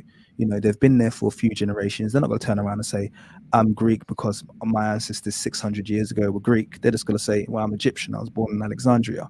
So what is his sample population here? This is one of the reasons why we try to focus on populations that were contemporaneous, like, well, it was almost, but not quite, but like Herodotus was close to being, like Mhm. Homer's Odyssey, that was close to being contemporaneous with dynastic Kemet, because then you get a true image of what the ancient Egyptians look like, and you won't get one of these kind of like vassal states like Alexandria. Exactly. But yes, that was it. Yeah. Yeah. So let's continue. Yet partly more so than the Egyptians. So, according to an ancient Greek, the Egyptians are the light-skinned, the Ethiopians are the black-skinned, and the No, Exactly. no. Nope. Sorry, I just have to say that no, that is total No. and utter fabrication. It doesn't say anywhere that the Egyptians had light skin. It says Yeah. they were not so fully black. That's what the Yeah. exact words are. But the Egyptians aren't. If someone's white, would you describe them as not so fully black? Exactly. Like I'm Who there does that? describing Metatron to my people. Like, hey, oh no, I got into an argument with this guy from Europe who's not so fully black as Yeah. me. Make any Imagine, yeah, sense? who you with, King? Yeah, I'm with my mate Steve. Oh, describe him to me. Yeah, he's not so fully black, you know, as I was thinking really nice of dude. He's someone not like Drake, you know? It's like, come on, Metatron, this is your own quote, and you're completely swapping that out and changing that to light skin. It's like, oh, that is literally, you know, people just seeing what they want to see, you know. But yeah, sorry, carry on. Let's go. these inhabitants of the marches are in between. Unanimously? I'm not done. This is There he's being smug again. But I'm the one who's being smug and insulting. Yeah. another ancient Greek term often found in period sources to describe skin tone, and it's one of the favorite of Afrocentric scholars. and it is used to assert the ancient Egyptians' phenotypic type as being black. And for example, they use the words of Herodotus. In reality, anyone who even has the most basic experience in translation of the classics in ancient Greek will tell you that this term is fundamentally polysemic, and it can mean both a black skin or a darker skin as a result of tanning. So, when translating Herodotus, how do we know which one it is? This is when the discussion enters the domain of discourse analysis. Let's have a look at the passage used by Homer in the Odyssey where this specific term is used, so we can establish a pattern. Here is when Athena brings youth back to Ulysses. We read, Athena touched him with her golden wand. A well-washed cloak and a tunic she first of all cast about his breast, and she increased his stature and his skin, and his cheeks filled out, and a beard that was dark grew about his chin. Let's use Occam razors here. Can I go? You gotta go. Go on. No, all I wanted to say is this. This is Athena. We all know who Athena is. Yep. A historical character, very well known by every historian, right? Yep. Like, this is someone who existed. No, this is a mythical story that is comparing to someone like Herodotus, who actually traveled to Egypt and was describing people so directly. And I know King has got a lot to say on this, so I'll just give him the I floor haven't here, got that King. much to say because I didn't want this Yeah. point to drag it because I didn't think it was that important. But I Yeah. think first of all, I did want you to address the words, the melancrus, because you had didn't he even just pull out the wrong term as well? Is that the one that I had a conversation with you before, and you said that wasn't even the term that Herodotus used? I can't remember. You remind me what you said Yeah. about the term. I can't remember. Melanchrois was used in one instance by okay, I wanted to say Metatron, by Herodotus. Then on two other occasions, Herodotus uses another term completely, not another term. Like one instance where he was describing the people of the Nile who dwell around the Nile. So that would be the Egyptians and the Ethiopians. He says they are melanas, so they are melanes. So it was different from melanchrois that he used in the other passage, but they will never address that because it does not go along with the arguments of, oh, this is the only word that he used and it can mean this and that.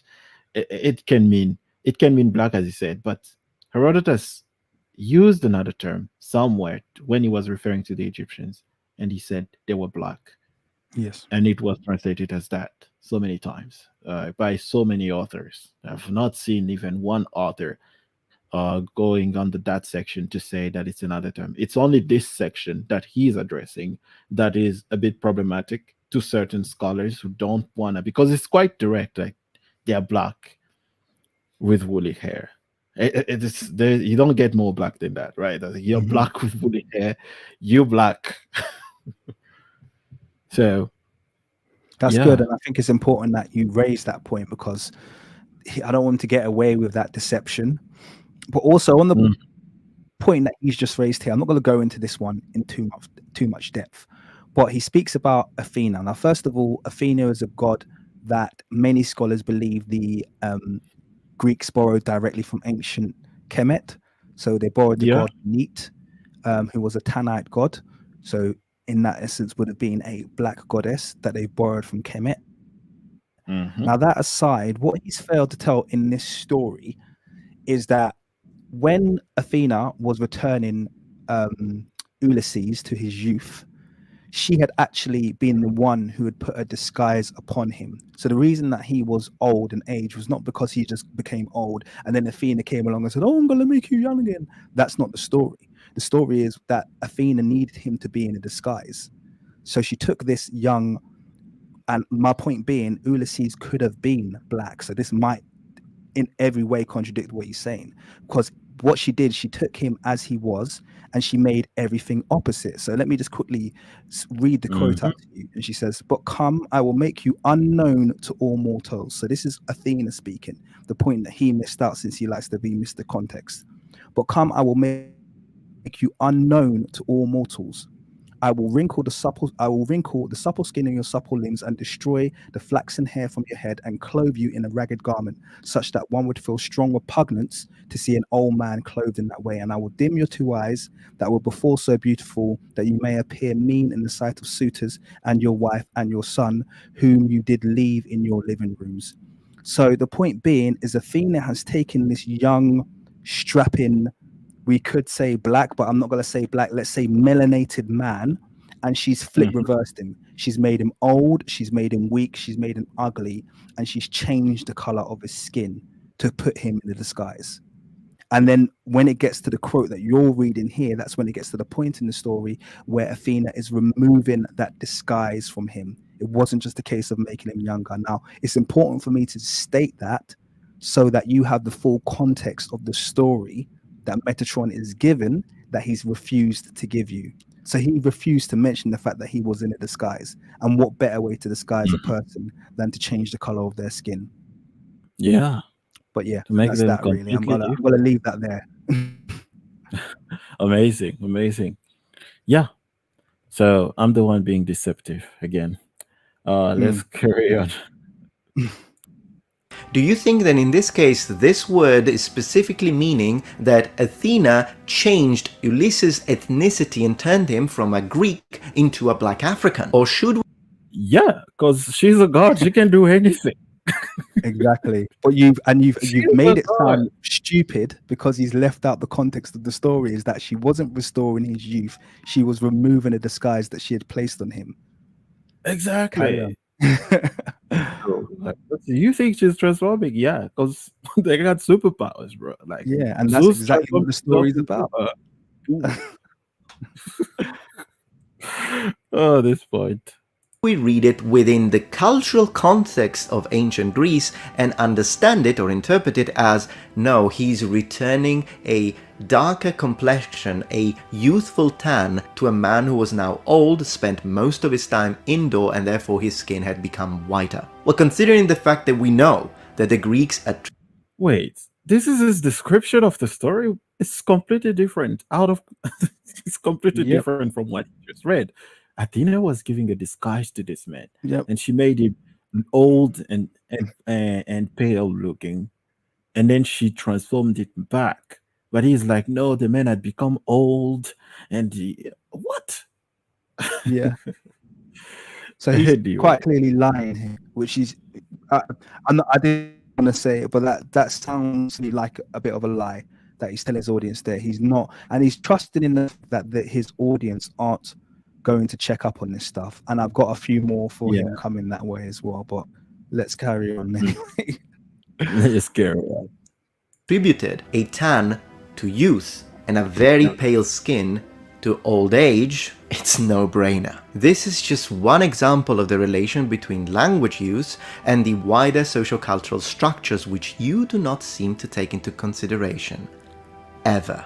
As mentioned by Frank Snowden, often Afrocentric scholars tend to misinterpret color words in ancient Greek in order to push a specific interpretation of the text that supports their claims. Just like Europeans before racism scarcely referred to themselves as white. Also, as a little tangent here, this idea that before racism, Europeans did not use or identify themselves as white, well, that's demonstrably wrong again. From Lucianus, we read, "If an Ethiopian who has never traveled saw people different from us, and he categorically stated in an assembly of Ethiopians that neither white men nor blonde men exist and only black men exist, would his statement be accepted? Just so you know, the Greeks identify themselves as white, and they consider Germanic people Do in you the want north of go Europe on? as blonde." Mm. So, King, did you want to say something? Go on. So on this point, I was like, to my knowledge at the time, I was like, I didn't think this racial term, racially loaded, because like the rhetoric is that no race as we see it today, right? Because he said, okay, the Germans were seen as the blondes, and then the Greeks were seen as white. But I've read elsewhere that the medium tone, the Greeks saw themselves as this medium brown, and they thought that this was the color of strength or something like that, the Mendic color. Well, anyway, I was like, okay, I didn't.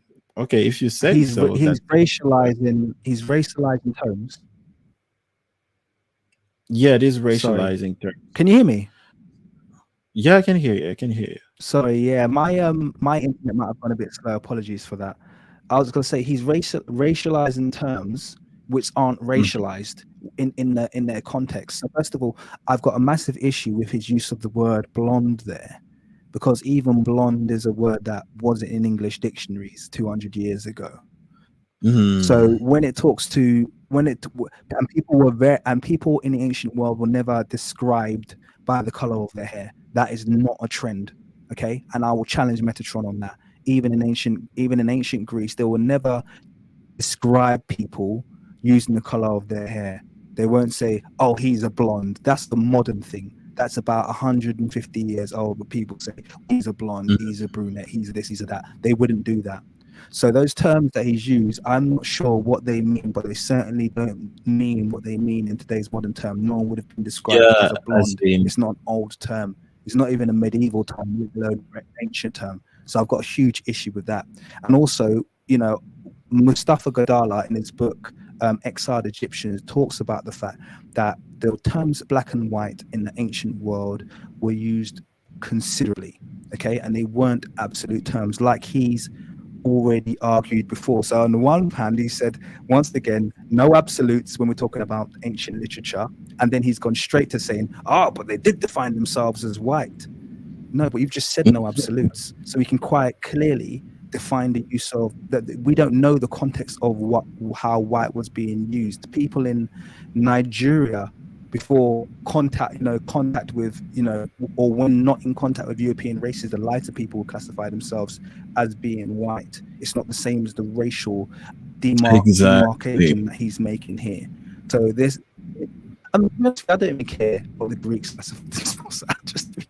But I just wanted to make that point that he's just being deceptive again, because he's using terms that do not have the same. Absolutely, I know for a fact blonde did not have the same connotation that it does in our modern terms. Exactly. They didn't. They simply didn't. But anyway, he tries to attack this. Let's carry on. Therefore, the critical mind that aims to summarize the debate shall represent both sides of the arguments properly and without bias. Also, this idea of a conventional tan is a fairy tale and without bias, is a fairy tale and without bias, is a fairy tale. Do you see what he does there? Like, if you watch my response to him, I didn't play with his clips like that. Like putting the words that he said like 50 minutes later, or like no, not 50, like 10 minutes later, and matching and putting it together with the term that he said just now, like like 10 minutes ago, and putting them together and saying, "Oh, you see what he said there?" He's actually cut you up and put two separate quotes. Yeah. Did he cut up your content and put two separate quotes and make it sound like a sentence? That is very sneaky. Very sneaky. It's not disingenuous when you think about it, because you're like, wait, man, you're supposed to give a fair representation. I knew this was going to happen because his video was 35 minutes. My video responding to him was 45 minutes. And I was like, okay, are you going to cut up? What are you going to talk about? Then I saw that most of my clip was not even played. The only parts that were played were like where he was like, this one I can attack easily, and this one I can use to misrepresent him, because this was a misrepresentation of what I said and all that. Let's carry on. This is either profound ignorance on a linguistic level or a deliberate misuse. I'll take either. Also, when Diop and many others see and claim that the ancient Egyptian statues have African phenotypes, they start saying things like, well, statues cannot be used to determine race. Yet Metatron just used a statue to determine the race of Cleopatra, and they do the same with the Greeks. Third deceptive indicator in your discourse, and this one is a full-on strawman fallacy. In other words, misquoting in an attempt to dominate the conversation. Not gonna happen. For reference, an intentionally misrepresented position is set up because it's easier to defeat than an opponent's real argument. This is a conversational trap, and we identified it immediately with the team. Because I never said that statues could not be used, so this becomes a strawman, and you make it sound as if The deceptive indicator or something like that. After he just misused my clips to make me look differently from what I put out there. Anyway, this part as well, I was not even saying that Metatron was the one using this argument. I was calling out the fact that he will not be called out by the same people in his comment section who will come and call me out on the use of statues. But him in his comment section, he will not be called out on the fact that he used a Greek statue to say, oh, look, she looks white like white people today.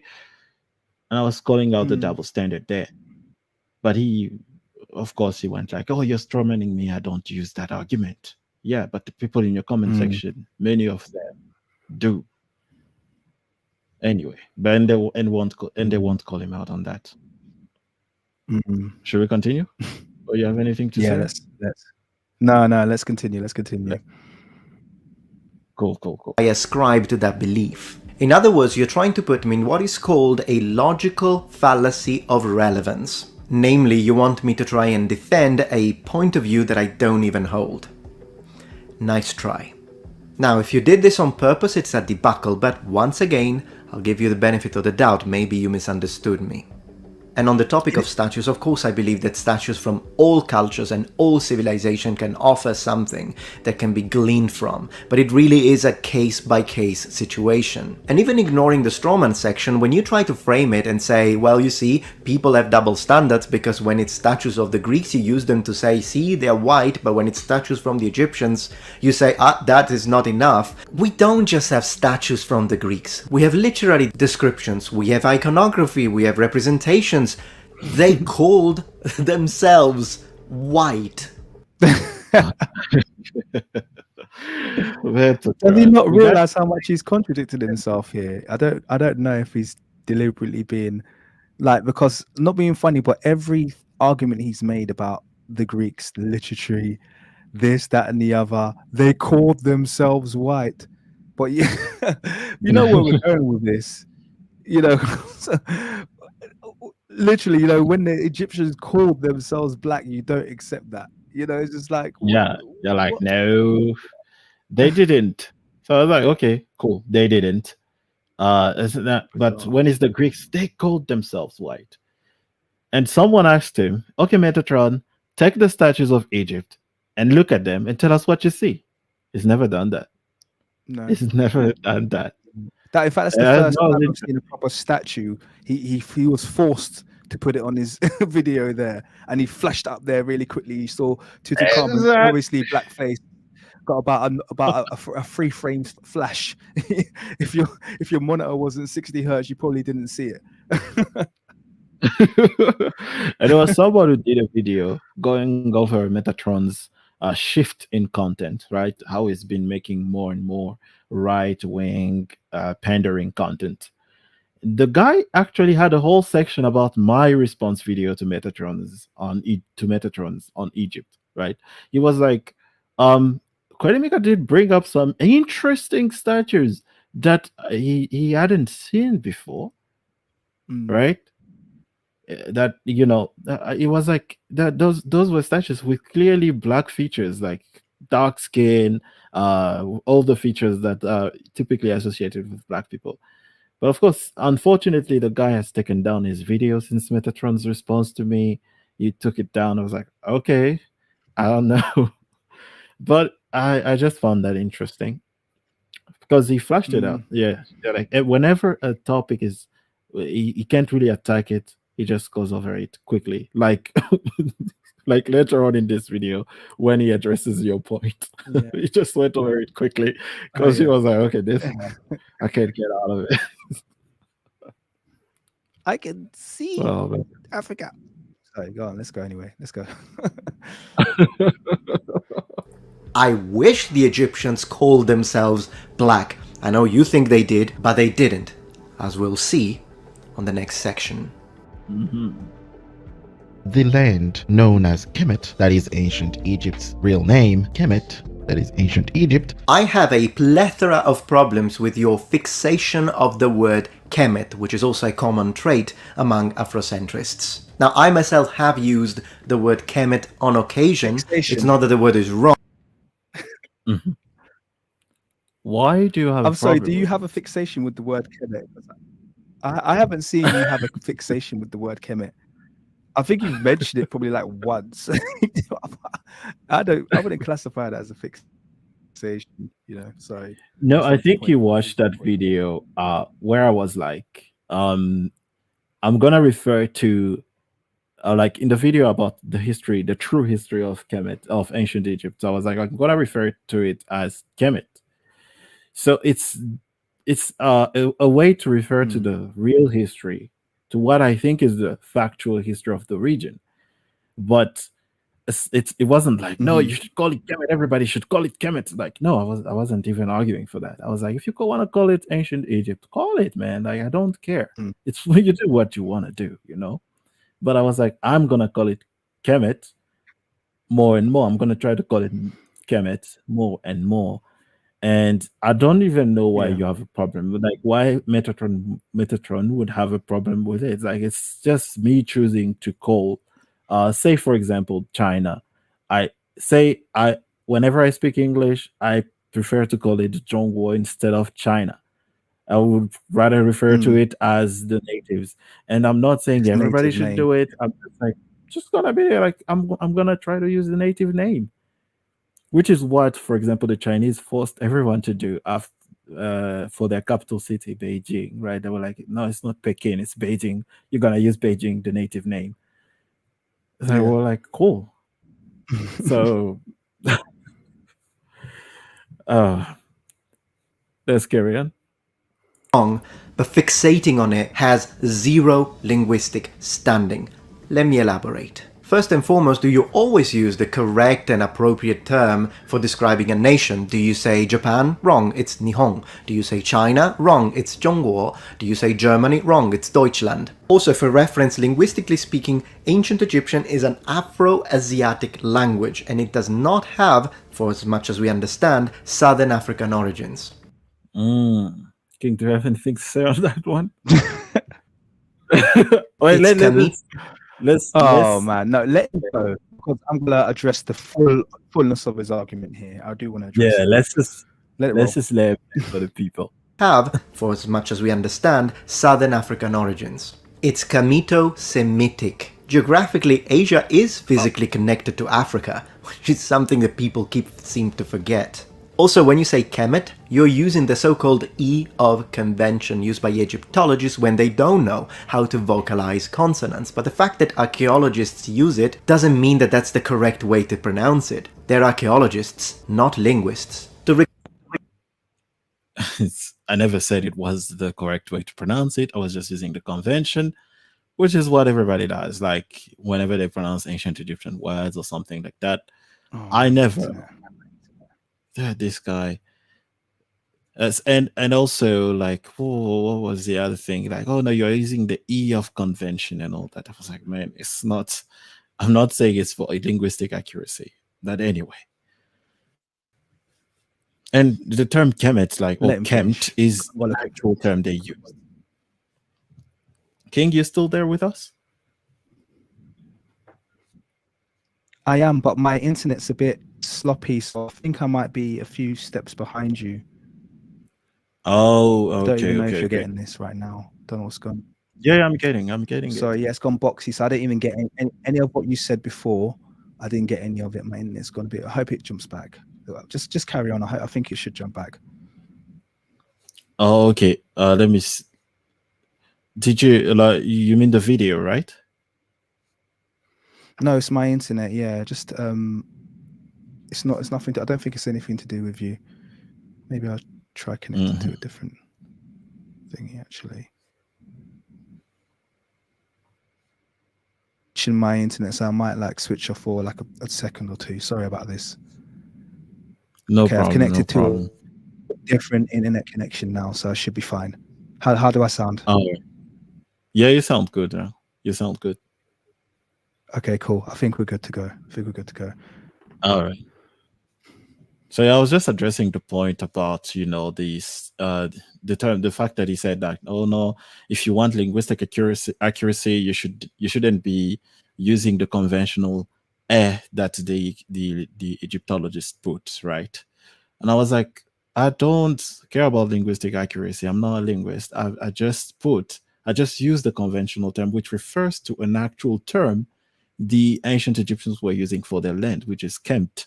So just another point. I was like, what are we even talking about here? But anyway, Yeah. do you want to say anything about this section, or like we continue and then you will address everything No, together? I want him to finish because I want Mhm. him to make all of his points, and then I'm just gonna address it all in one go, rather than stop start. All right. But Yeah. I've got a few things to say Cool. about Cool, his cool. analysis here. Yeah. Let's go. Let's go. Let me play the whole section then. To construct ancient Egyptian, we need to vocalize it through Coptic and loan words in Hebrew and in Greek, similarly to how classical Latin has been reconstructed, and throughout the transcription of cuneiform script of the Neo-Babylonian period and Assyrian. Also building with the similarities of the Saïtic dialect, we know that linguistically speaking, the pronunciation Kemet has no academic linguistic dignity. It clearly comes from the Coptic pronunciation Kem and Kemi in the Boairic dialect. The long air in open syllable in that specific position helps us understand that most likely in classical Egyptian we have a U in that position. So if we really want to be precise, then the correct and most likely pronunciation in ancient Egyptian, specifically in classical Egyptian, is Kumat, Kumatu, nominative, Kumata, accusative, and Kumati, oblique genitive. Now let's discuss this hieroglyphic inscription that you present. Okay. So, would you like to address the fact that he said, first of all, that the so-called Afro-Asiatic language family does not have Southern African origins? That I is mean, to his. yeah. So first of all, look, I mean, there's so many things. It feels like I'm gonna go on a long ramble here, but there's so many things. First of all, I'm just looking at that glyph that he's used for Kemet in the corner. Is that the one you use or the one that he used? So, no, this is a shot from my video, right? Okay. Yeah. And this is not the term that refers to the land that is put on the screen there. That's what I thought. This is not it. Yeah. Yeah, that's what I But thought, anyway. because that doesn't even say Kemet. So look, this is all right. So there's a few things. First of all, the Afro-Asiatic thing. Afro-Asiatic is an African language family. That's the be all and end of all. It's an African linguistic family, and the Asiatic branch, which is Semitic, is about 6,000 to 7,000 years old, according to Christopher Ehret. So the Semitic branch, the non-African branch, only came into existence around 4,000 BC. Other than that, all of the Afro-Asiatic languages, of which you probably know, Chadic, Omotic, Cushitic, Egyptian or ancient Egyptian, they're all on the African continent, firmly within the African continent. So let's make that very, very, very clear. It's an African language family.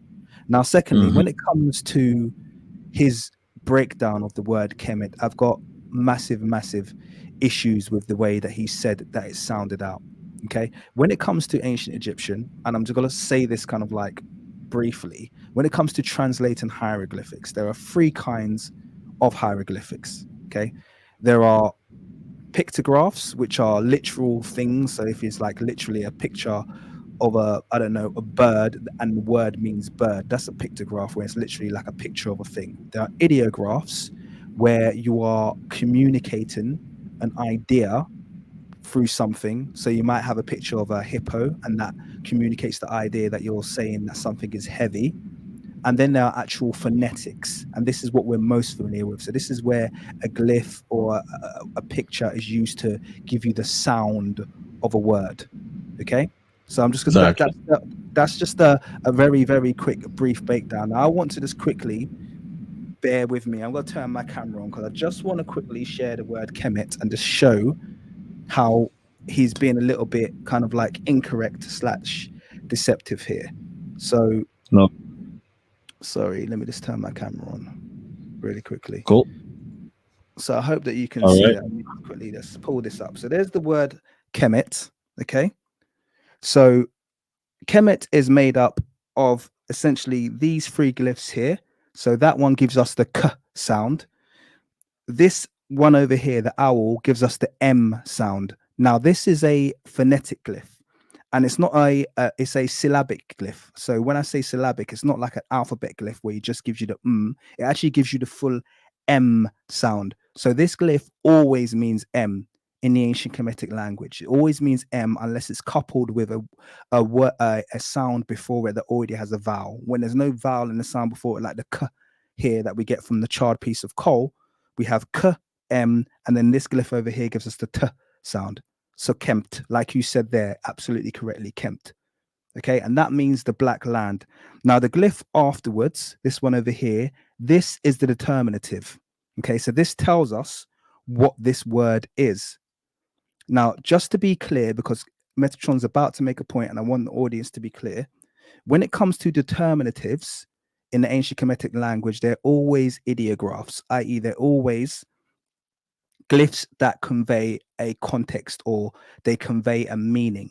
Then you're not supposed to sound out your determinatives. They're just determining what it is. So to be for example, we have the word black here. We want to know what the word black is referring to. The determinative tells us this word black is referring to a populace. Now this glyph here means populace. That's what it means. Okay. And just to kind of like add a little bit of weight to this argument, just bear with me really quickly.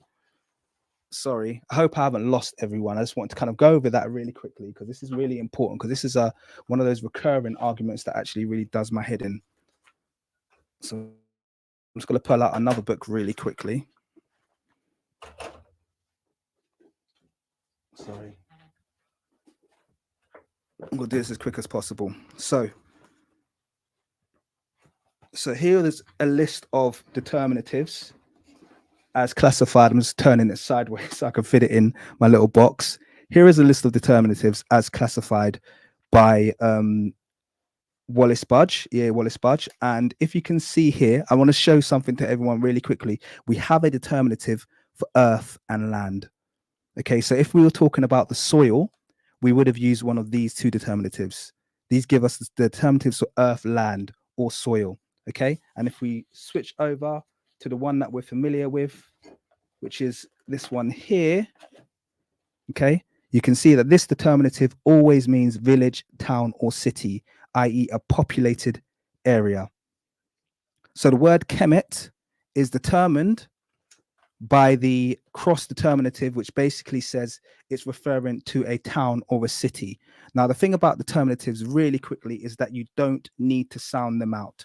So there's no need to call Kemet essentially even the black land. Essentially, you're just saying, it's like, because that would be like similar to be saying, where are you from? I'm from Liverpool land, or I'm from Liverpool place. You just say, I'm from Liverpool. And the determinative will tell you that, oh, you mean Liverpool a place. So if I said, I'm from Rugby, and you might say, well, what, Rugby the sport?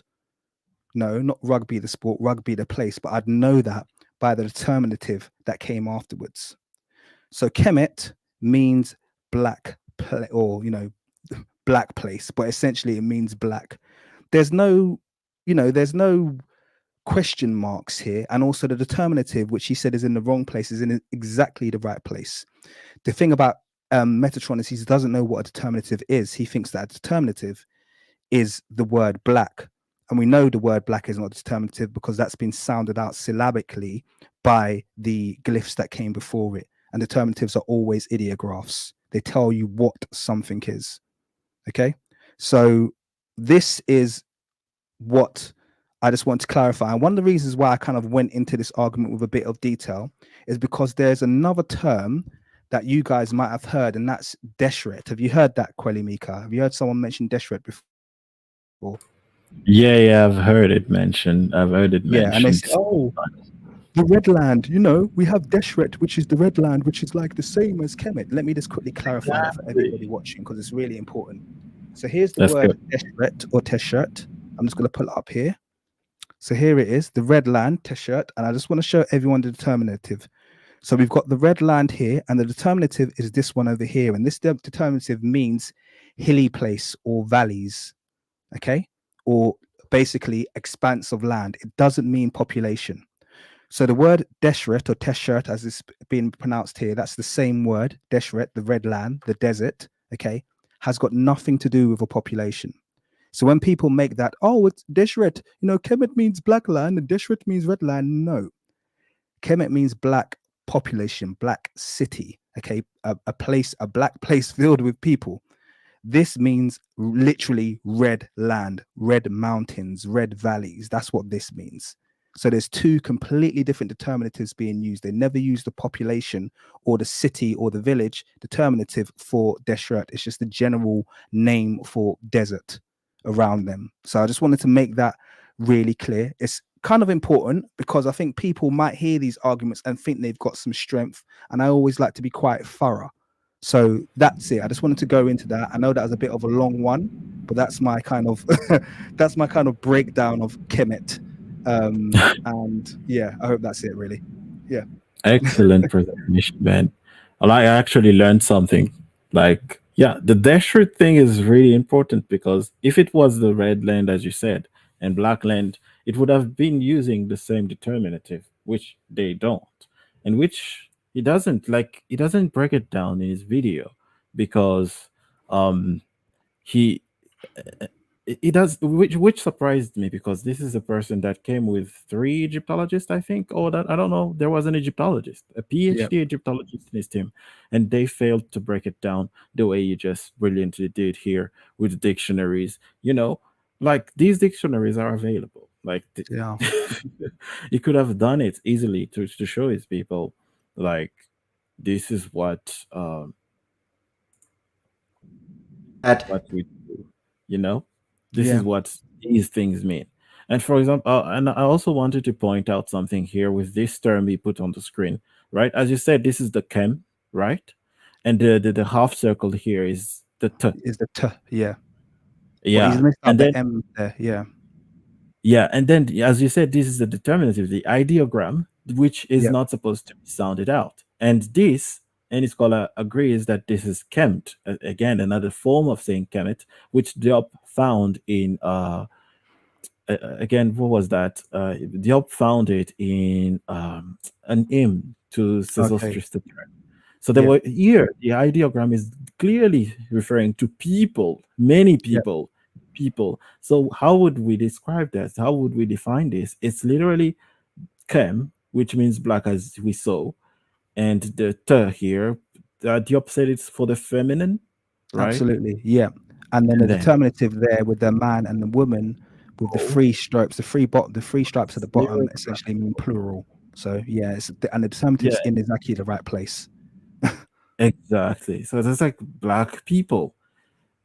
So I was like, okay. And then he denied that this does not make black people. It should be read people. It should be read as people black. And then the black land should mean always black land. It's a black inhabited place, like Mm, the inhabited black city, as the king said. mm. So I mean, and I want to be clear on my point of view as well regarding the word black. I don't think it needs to essentially refer to the black skin of the people. If people want to mhm, interpret it that way, that's absolutely fine. I think it's more in line with their association with the word black. They see black as the divine. They see black as the highest possible color. And also within the name Cam, you have the name of their ancestor. Because if you think about the name Kush, where did Kush get its name from? It got its name from its ancestor. Where did Cam or Ham get its name from? Kemet. It got its name from its ancestor. So I think there's more of an ancestral and a veneration kind of view about the word black. They view themselves as the very highest. That's my interpretation. But either which way, it's a color and it's referring to people and definitely doesn't refer to land. So whether we as Africans decide to take on the interpretation that it means black-skinned people or it means black, the color of our gods and the color of divinity, to me, it's neither here nor there. but I want to be very clear kind of where I stand. I'm not necessarily putting on the side that it's black-skinned people, because to me they would have been surrounded by black-skinned people, so it wouldn't have been a big deal to them. But at the same time, it definitely means black, and it definitely refers to a population, and it definitely does not mean soil. That's 100%, because they have a determinative for soil and earth, and they did not use that. So they did not. So what you showed there with the desperate thing is very interesting, and what you said as well. I agree that I don't think it's necessarily refers to the skin of the people. But yeah, if you want to interpret it that way, certain people, like some people do, I don't have a problem with it. Someone said yes, black was associated with divinity, and I think that's why they probably named their land referring to those divinities, like Osiris, the Great Black, who's sometimes depicted. The Great Black is called the Great Black, exactly, and other gods like that. So again, so let's carry on. Kemet or Kumat in fact meant land of the black, according to you. So, Kemet, the Black Land or the land of the blacks? Does it apply to the people or to the land? Probably the fertile soil, and also very likely by extension to the skin color of the originators of those words. Yes, you can translate it to the Black Land, and as scholars agree, it refers to the fertile soil. Diop found a place where Kemet was followed by a man and a woman sitting and 3 dots. So you take Kemet, which means the black, plus people. Literally, it means the black people. We have Kemet followed by a man and a woman sitting with 3 dots. This is the determinative meaning humanity, but to you it must mean black people. First of all, the adjectival noun in plural form, Kemetu, just means Egyptians. Kemet or Kumat just means black. Here is where he misled people so bad, man. I was like, Kemetu is not that. Just means Egyptians. What the frick is Egyptians? That's a Greek word. How can you say a word that was created thousands of years before the Greeks existed means exactly that was created by the Greeks? What's he talking about? To play in his defense, maybe I think they mean usually when they say it means Egyptians. They mean the people who inhabited the land. That's a logical fallacy. It's a logical fallacy. He can't say that. We're talking about etymology here, and he's saying, "Well, Kemetu just means Egyptians." No. Tell us what the root of the word is. There's a meaning behind all of these words. That's what we're literally trying to discover. And you're using that as a cop out. Oh, we call them Egyptians now, so it means Egyptians back then. Okay, end of argument. Move on. And exactly, this is a linguist, people. There is a team of other linguists and an Egyptologists behind this. And this is what they did. Very sloppy work. I was like, nah, man, this is not, I can't believe this happened in this video. Like, Kemetu just means Egyptians. No, that's not what Kemetu means. Kemetu means those who belong to the land of Kemet. That's what Kemetu means. Yes. That's what it means. And the hieroglyph he showed you there, this one, is not Kemetu. And he would have known that by just watching my video. Yeah. Because he doesn't understand that you don't sound out the determinative. The determinative there is just there simply for understanding. It doesn't require sounding out. Exactly. So we sound out in the English, but it wouldn't have been sounded out in Kemetic. But he would have known that, since Kemetic is a Hamito-Semitic language, as he mentioned it. Oh, heck, man. That was funny. Let's go. Let's carry on and hear it. And this is people. Why can it not be then black people? Well, this is an answer that you don't need an Egyptologist or a fully qualified linguist. You just need a first-year student to answer. Differently from English, in Egyptian, the adjective goes after the noun. It is in predicative form, not in attributive form. So in this language, it makes no sense to say first black and then men and women.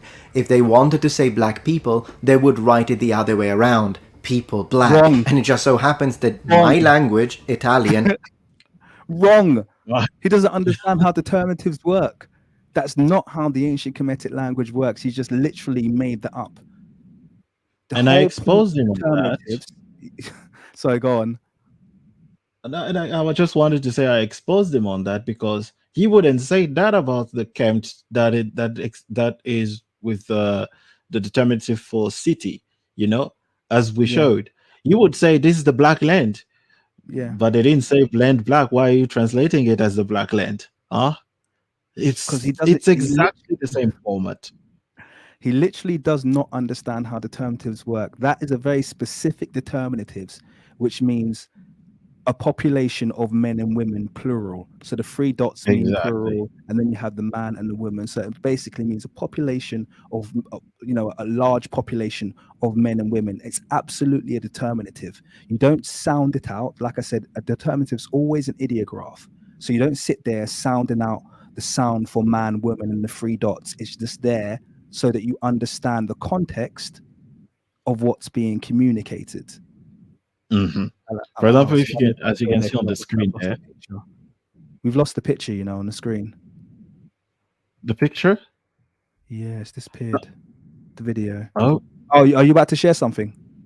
yeah. Is it not sharing? Is it not showing on your Not yet. end? Not yet. I'll let you know when it comes. Oh, I think my internet is low right now. Connection is unstable, they're saying. Let me try to fix that. Yeah. But yeah, whilst you're fixing that, just to be clear, like I said, the use of determinatives in that sense is absolutely correct. Okay, you don't have all this stuff about proper nouns. He doesn't understand the structure of the Kemetic language. When you use phonetics in ancient Egyptian, it becomes imperatives, and determinatives must be used in that Try to format. fix it. So it's only when you're using purely pictographics that you wouldn't use determinatives, but they didn't. I mean, they stopped doing that literally in the Old Kingdom. So I don't know where he's going from with that. But he said first year student, he needs to take up first year in ancient Egyptian because he's well off.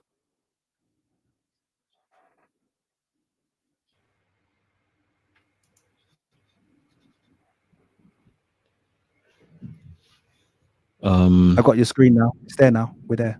I can see it. Yeah, we're there. Yeah, I can And see my it. audio, is it good? Audio's all good.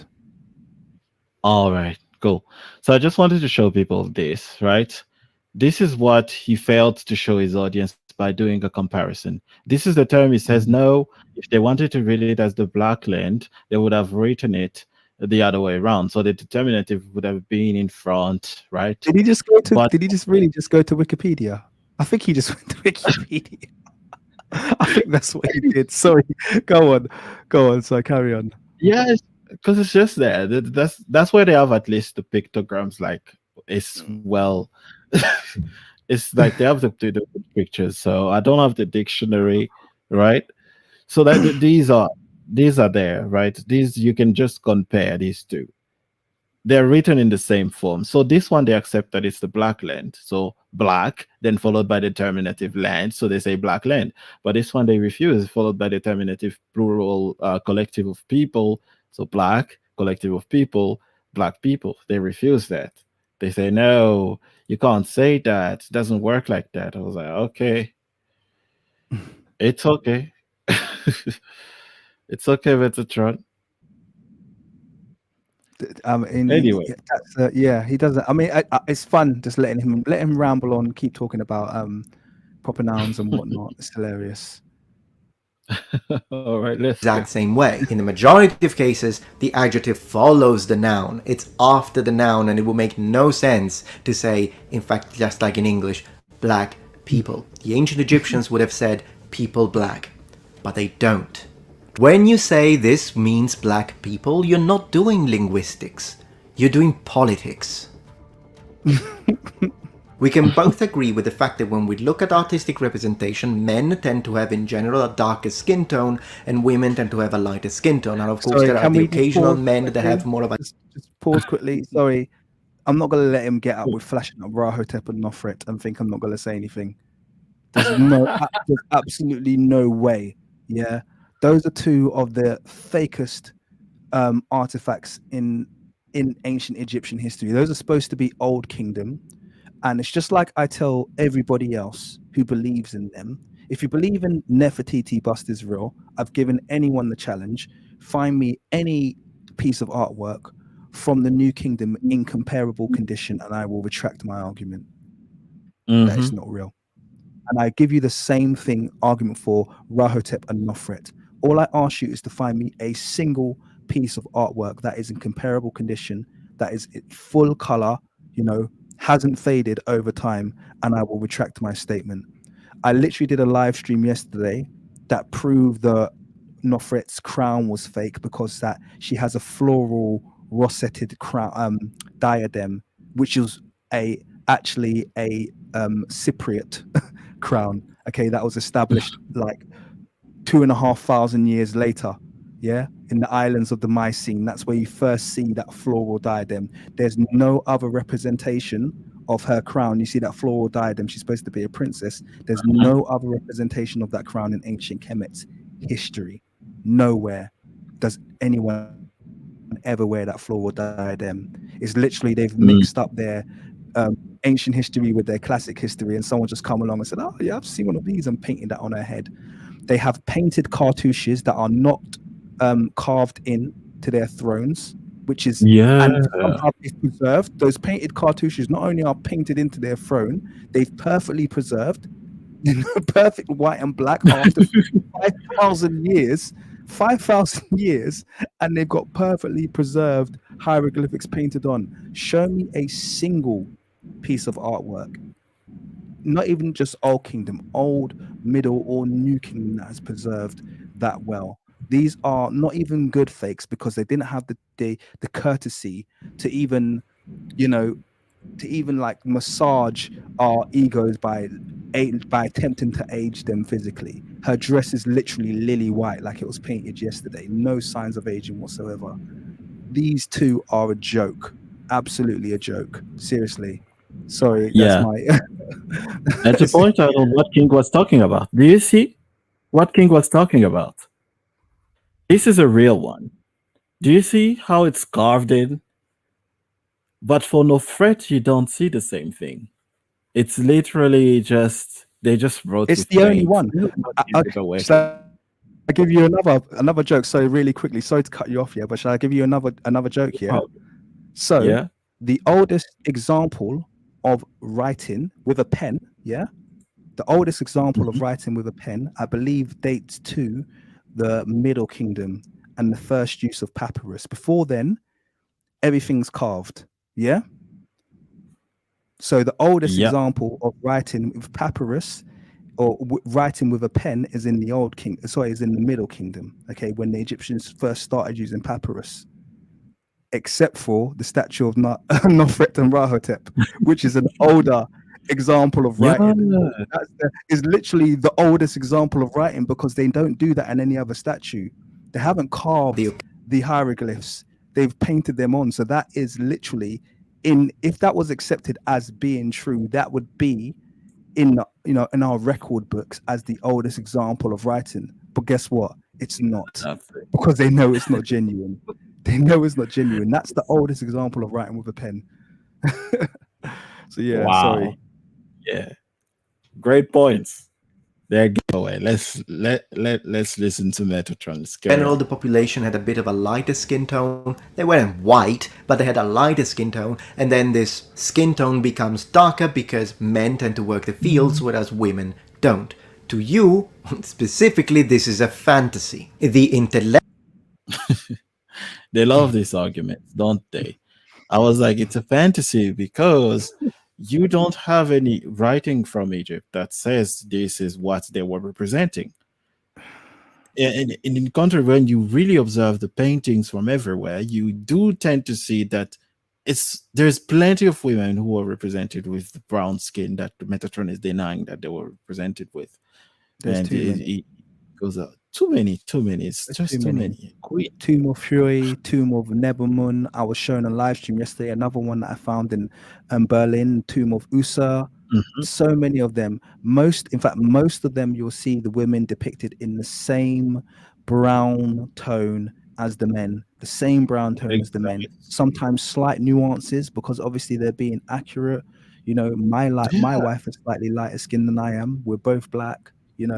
It's very bizarre the way they just pick and choose this kind of like, oh yeah, the women were all yellow. It's like, what, based on what? You're the one who cherry picks. You've Yeah. got this fake statue of Nofret that you put in front of us, but you don't put anything else. It's just that one, Yeah. because for a fact, you and I both know, that is the only statue throughout ancient Kemet's entire history that is painted that color.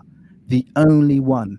He could have picked hundreds of statues that are brown, hundreds of statues of women that are brown, hundreds literally, and he ignores them all. He finds the one that supports his argument, but then says that we Afrocentrics are the ones that cherry pick. Exactly. Really ridiculous. Like this picture just disproves his whole argument, right? This is a queen, right? This is a queen, literally a queen. What was she doing outside working in the field? Well, she liked gardening. Come on. King Tutankhamun's throne, his chair, his golden throne. Him and Let me. him and his wife literally exactly the same color. Yeah, Dark they're brown. exactly the same color on King Tut's throne there. Let me see if I can find that real quick. Ooh. Various steles and papyruses of Kemsit, Kawit, the queens of Mentuhotep the second, All Kemsit of Kwaret, them. Shayit, all of them pictured, very dark skinned, all black. Amos Nefertari, I don't need to go into right now. Literally. Literally, most of them depicted with that.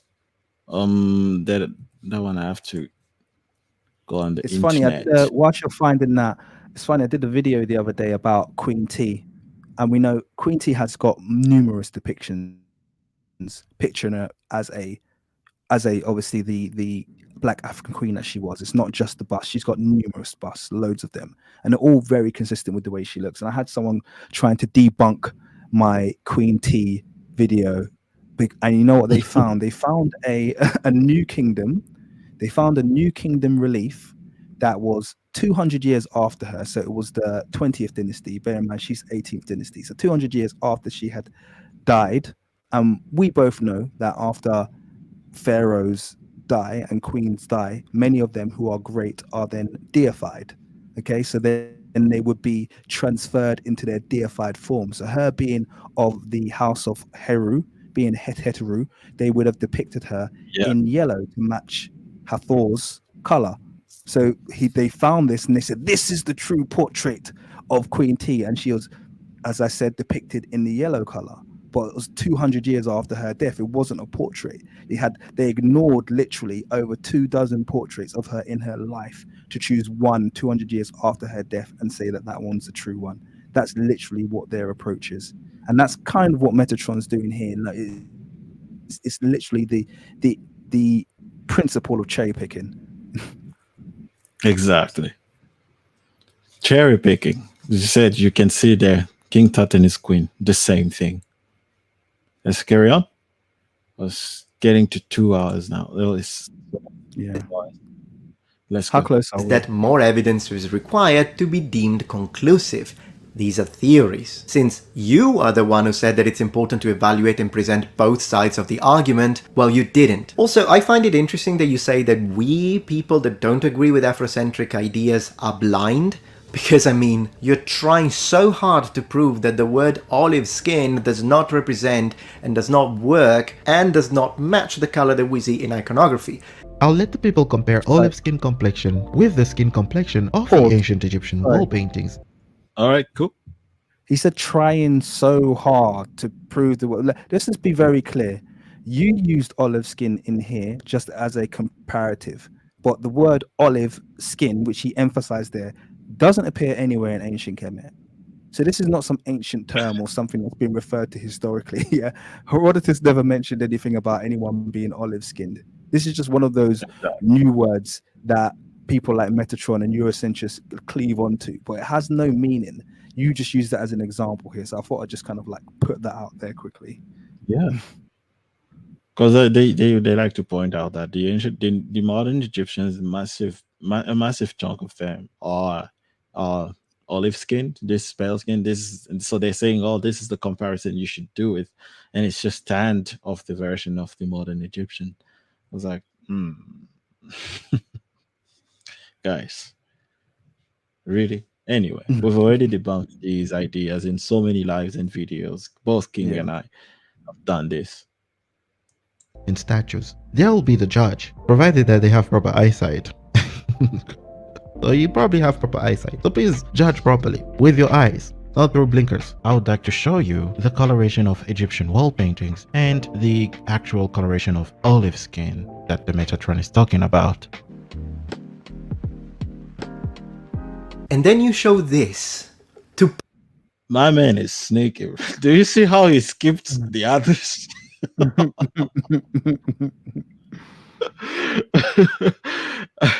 I was when I saw that I was like, oh man, like because I was like, let me see how he's gonna defend. So let's see if can I pinpoint that one? No. Let me see if I can just then you replace. show this. Oh no, okay, so it's further back. Okay. So like this picture. Oh my god. Okay, let me see here. Coloration of Egyptian wall paintings and the actual coloration of olive skin that the Metatron is talking about. So I wanted to see how he was gonna defend this one, and he just didn't. This is what we've been talking about throughout this entire video. That Metatron, whenever he sees a point he can't defend, he just skips over it or does not even address it, but goes for the ones where he's confident addressing. Yeah. And then you show this to prove that they don't match. But I mean, but- I went over it with the Photoshop color It pick. doesn't. But just to be clear, this doesn't prove his point, because his point is that the women were lighter because they're inside, they're indoors, and they don't get tanned. Yeah. But this woman is Yeah. clearly sitting next to another woman who is dark. Yeah. And also, if you know the ancient Kemetic principle when it came to artwork, is they wouldn't overlap two people of the same skin tone. It's just one of their principles. So if they had a scene where there's multiple people in it, they would always alternate the skin tone. So it would go lighter, dark, darker, light. So they keep the contrast so that on a 2D image like this, it's easy for you to be able to distinguish between the two people. So this still defeats this principle, because the woman is the same color as the man. So by his logic, she has to be working out in the field with the men. Yet it doesn't look like she works out in the field with the men. He doesn't understand that black women come in this skin tone. African women come in this skin tone. The fact that you maybe get some North Africans who also come in that skin tone doesn't defeat the fact that black people come in that skin tone quite naturally. And I don't think that's the same skin tone anyway. So just really quickly, that woman is clearly being being yellowed by the sun, the way the kind of picture's being taken. And she's probably in more like Metatron's skin tone. So anyway, I'll throw that one out there. Yeah. Probably, most likely, because I was just typing. Anyway, yeah, a lot of black women are this complexion as well. So I was like, you still don't defeat the argument. Anyway, let's go. I went over it with the Photoshop color picker. They are the exact same. Photoshop color picker. Are you blind? Yeah, it was funny. It did not Photoshop color picker the other one. As someone who obviously works extensively as creating reconstructions and stuff, using Photoshop color picker is not scientific, Metatron. You can literally pick a pixel. I could be the same complexion as you if we're going by the Photoshop color picker. I just pick a part of my face that happens to be under bright light. That's not scientific. I'm not denying the fact that they are similar tones. Yeah, I'm not denying that. But don't use Photoshop color picker, please, Metatron, in future. That's not scientific at all, because you're literally picking a pixel, which is absolutely stupid. That's something I learned actually when because I wanted to say, okay, let me use the Photoshop color picker on these others that you skipped, but I realized that you can just pick anywhere and the colors will be different. So you pick a specific point. That's where the colors match, and you're like, hey, see, it matched. I learned that the Photoshop color picker is not very accurate after all. I guarantee you that woman has got a green pixel on her face. It doesn't make her an alien. Yeah, so I don't know why he's exactly. It's really, really stupid. I went over it with the Photoshop color picker. They are the exact same. Are you blind? Do you understand you just proved my point? Olive skin will match with some people and it will not match with others because some have an olive skin, some have a brown skin. That just proves that they are multi-ethnic. Also, let's look. No. Yeah, you go. Like you see, my point was like, that just means that they are multi-ethnic. To him, multi-ethnic. As I want you to understand that Metatron, to him, multi-ethnic means they're different races. While there could just be a big black population, different ethnicities gathering in one place to form this great civilization. No problem with that. But that doesn't mean that this, because someone is paler, that means they're from outside Africa. There are Yeah, a lot of people who are paler, who are less dark than most people, have lighter brown shade, who yeah. are from Africa and they're black. I think Mr. So Know-it-all has just summed it up in the comments. He said multi-ethnic, but not black. Because that's really what the point that they like to make is. It's like mhm, multi-ethnic. All Egyptians say, "Oh, we are multi-ethnic." That's like what they all say. It's like it's their mantra. But we're not black, so to them, multi-ethnic just means us, as in beige. That's what they think. Like they use yeah, multi-ethnic and wheat-colored interchangeably. We're multi-ethnic because some of us are a bit light and some of no, that's not multi-ethnic. And ancient Egypt was multi-ethnic in as much as Nigeria is multi-ethnic and in as much as Ethiopia exactly. is multi-ethnic. So if you acknowledge that Ethiopia and Nigeria are multi-ethnic nations, then I'll accept the multi-ethnic description because yes, there were a wide range of Black African ethnicities within ancient Kemet. I'll accept that. So you can call it multi-ethnic in that context. I won't accept it in any other context. Exactly. I was just checking. We got another super chat from Sir Factsan. Thank you so much for your donation. He says, "This is a conservative slash WS tactic." So I don't know what. Oh, white supremacist. Yeah. You have to be 100% correct 100% of the time, while they flood the zone with BS arguments to distract everyone and make it appear that they are right. Indeed, Yeah, indeed, indeed. indeed. That's a tactic they love But using. that's age old. They've been doing that from the first days of Egyptology. You had people like Diop Mhm. who make books worth of flawless arguments, and then people like all of the Egyptologists who kind of just making errors left, right, and center, flooding you with crap, and they only have to make one good point here and there. So this is an age-old thing. It's like we're not the first to encounter this. Metatron is just the 2024 version of Mary Kay Lefkowitz. He's just Exact. going in the. Well He's put. just yeah. Well put. We got another super chat. Thank you from Macy Graham. Thank you, Macy Graham. Hey Macy, thank you. Macy's one of my All right, nation let's. supporters. Very much appreciated. Thank you. Ah, Macy. Cool, cool, cool. Let's go. Let's carry on. Look at this guy's skin, which you used on your video to demonstrate that current Egyptians have no relation whatsoever with ancient Egyptians. Let's compare his color on the.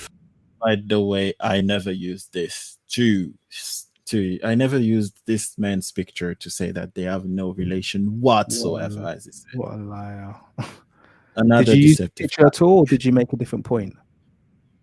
I made a different point. I said, look at the way modern Egyptians dress nowadays Mm, when they're working outside to protect their skin, which is not so full of melanin to have that natural protection, like, more so than people who have less melanin. So they mm, protect their skin like this because they're going to have melanoma like so much quicker than a black person doing that every day. So that's what I was pointing out. But he mm. was like, no, see, no. So I was like, no, there could have been such person in ancient time. There could have been, but not the majority. That was my point. Like they were not the majority And I because the think that's a majority fair you see point. working outside were much darker. And I think that's a fair point because Egypt, like other African nations, wouldn't have had a closed border policy. We already know, if we're talking Mhm. biblically, the amount of nations that found their way into Egypt during times of drought, during times of poverty. It was very much a haven for surrounding nations. So they were very much influx consistently with migrants, who were seeking some kind of, you know, respite, and they had an open border, and they were very much open in that regard. Didn't have military sitting around the borders. So yeah, Exactly. it's only natural that you're going to get the influx of people who look different into ancient Kemet, but we're talking about the core population, those Nile Valley dwellers who made up who were part of the establishment of the two lands, and who made up the what you'd call the aboriginal or the native population of ancient Kemet. Exactly. We got another super chat from Afriaspora Films. Thank you, Afriaspora Films, for your Thank you. generous donation. He And your says wisdom, he fantastic always work. comes in Thank you. very, very good wisdom, Afriaspora. So much appreciated, sir. Yeah, very much appreciated, man. All right, let's carry on. Photoshop color picker with the color used in Egyptian paintings. Color picker again. Oh my God, did you see that? Sorry, that's hilarious. Did you see that blown out? But on the Photoshop color picker with the color used in Egyptian was painting. blown out on that wall art that they had there. That was from the tomb of Nebuchadnezzar. That's in the British Museum. It's literally brown. Yeah, if you go to ancient, that's literally brown, and they've made it. He's made it orange. He's made it orange. I don't know where he's found that version of the picture, but I guarantee you, this man here and Nebuchadnezzar are not the same complexion. Okay, in fact, they're not. Just for fun. I'm not gonna let him get away with this one. I'm gonna share my screen. Wait for a minute. Just for fun, let me show you what Nebuchadnezzar's statue looks like, because I'm not gonna let him get away with that one. Great. Let's see how close in complexion he is to Nebuchadnezzar's statue. So there your screen. I'm gonna pop it up. Let me check the comment section. Another super chat. Thank you so much from Impossible is Nothing.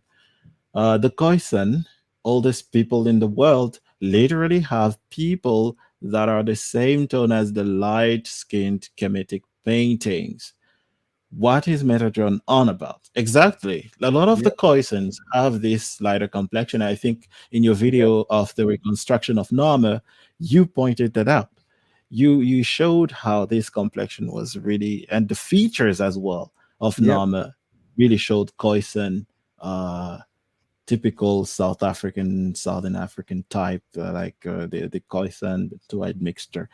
So yeah, they literally have. So thank you, Impossible is Nothing, for your donation as well. Thank you. I can't find my British Museum folder at the moment, so I'm just gonna try and see if I can Google the image, because there's no way I'm gonna let him get away with that one. No way. You're not getting away with this one, sir. Yeah, no. I'm not having that. I'm not having that at all. Oh, where is it? Sorry, bear with me. But in the meantime, I'm just showing like an unaltered version of this. Right?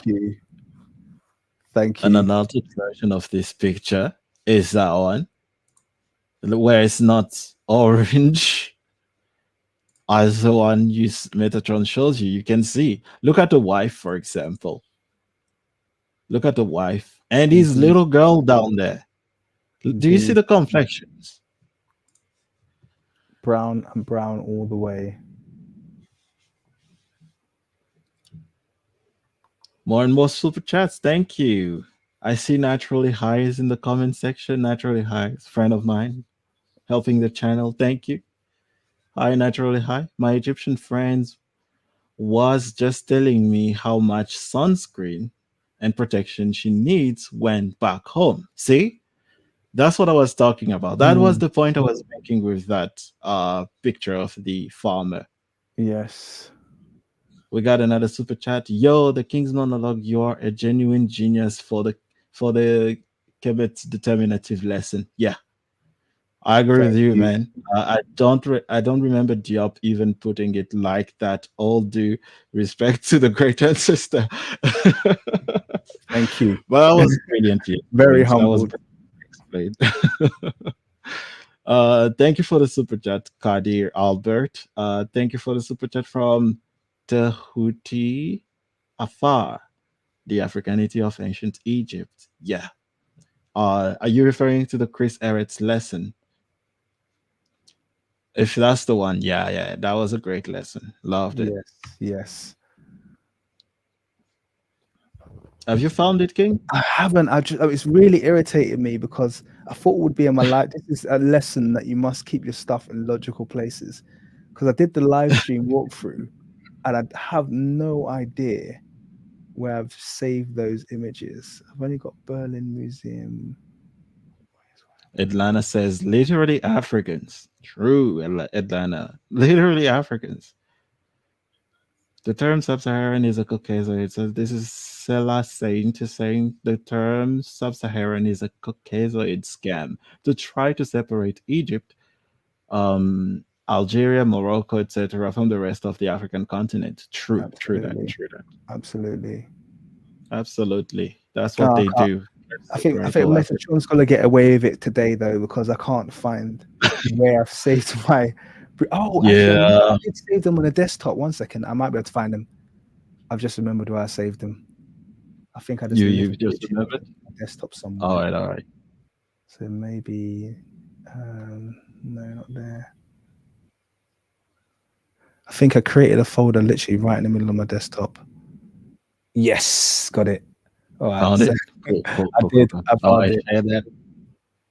I found it. So just bear with me. This won't take long. Sorry about this, guys. I know I've kind of killed the momentum, but I just wanted to show you a statue of Nebamun and his wife.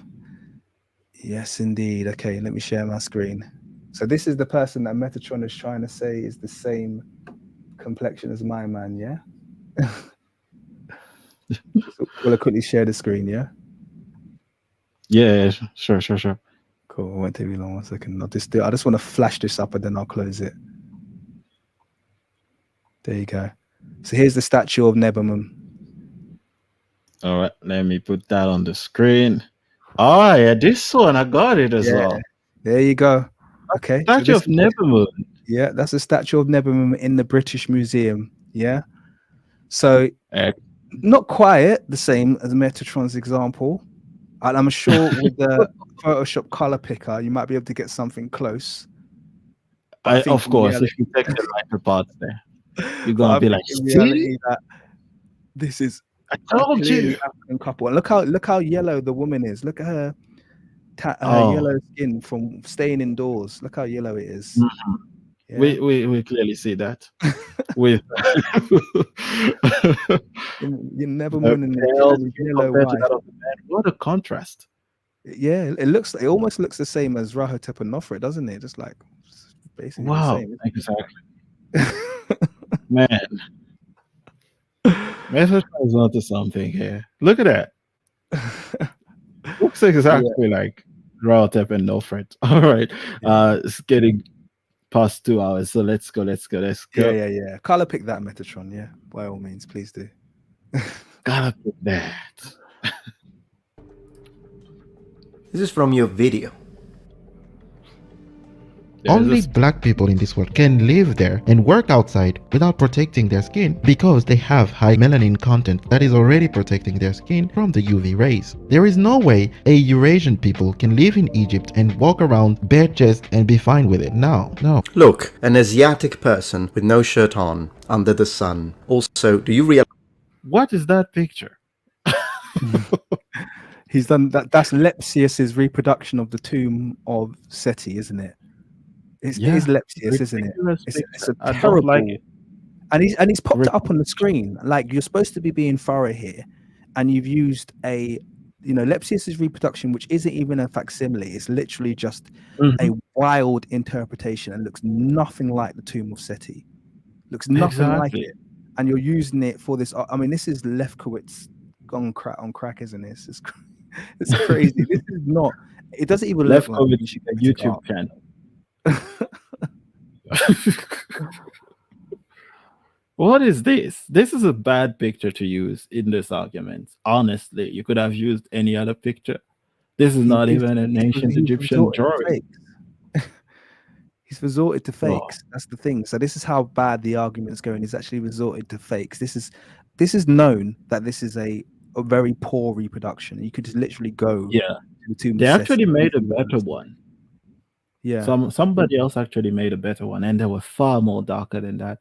So I would look at Egyptic. We already addressed this point of the sun being more uh, of a uh, of of a threat to the skin of people of the paler complexion, like as naturally high just said in the comments, right? Mm. People uh she has an Egyptian friend who tells her like, yo, I have to use so much sunscreen when I go back to.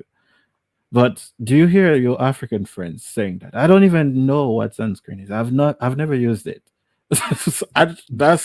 That's how much we don't talk about sunscreen in Africa. We don't use it. Don't talk about it. We We don't don't use it. we don't Um, use it. I would never tell a friend, oh look, I have to buy my sunscreen. I've never I don't even know what a bottle of sunscreen looks like. So and actually, on that sunscreen note as well, and obviously, I now need to post this disclaimer because every time we as Africans and African researchers reveal something new, they find a way of kind of flip reversing it. So I had recently I've had a lot of kind of like modern Egyptians saying, oh well, actually it is found out ancient Egyptians were the first people to use sunscreen, and then they refer to the fact that they put red ochre on their skin. And I've had to correct them and say, you do realize the Himba tribe still use red ochre. They're mhm. black African. Yeah, that's a African trait, because our people who spend all day in the sun do find ways of kind of just like mildly protecting their skin. Okay, so yes, we did have our forms of sunscreen, but these are African. Just because we use sunscreen, it doesn't suddenly make the users of them white, because that's what the implication was. Oh, they had to protect their skin because they weren't melanated. No, no, no, no, no, no. They are melanated. In fact, go to Africa now and you'll see people using that sunscreen, and they are Himba tribe, Samburu tribe. These are the people that are actually using sunscreen. Okay, so we do have our own natural forms, which is kind of like red ochre, but we're not worried about getting sunburn if we don't apply it. I think is the point being made here. Exactly. We're not afraid of that. But yeah. So another argument, I was like, man, okay. Of course you went for that one, but you skipped the no threat, the queens that were looking brown just as their men. Anyway, Yeah. let's go on.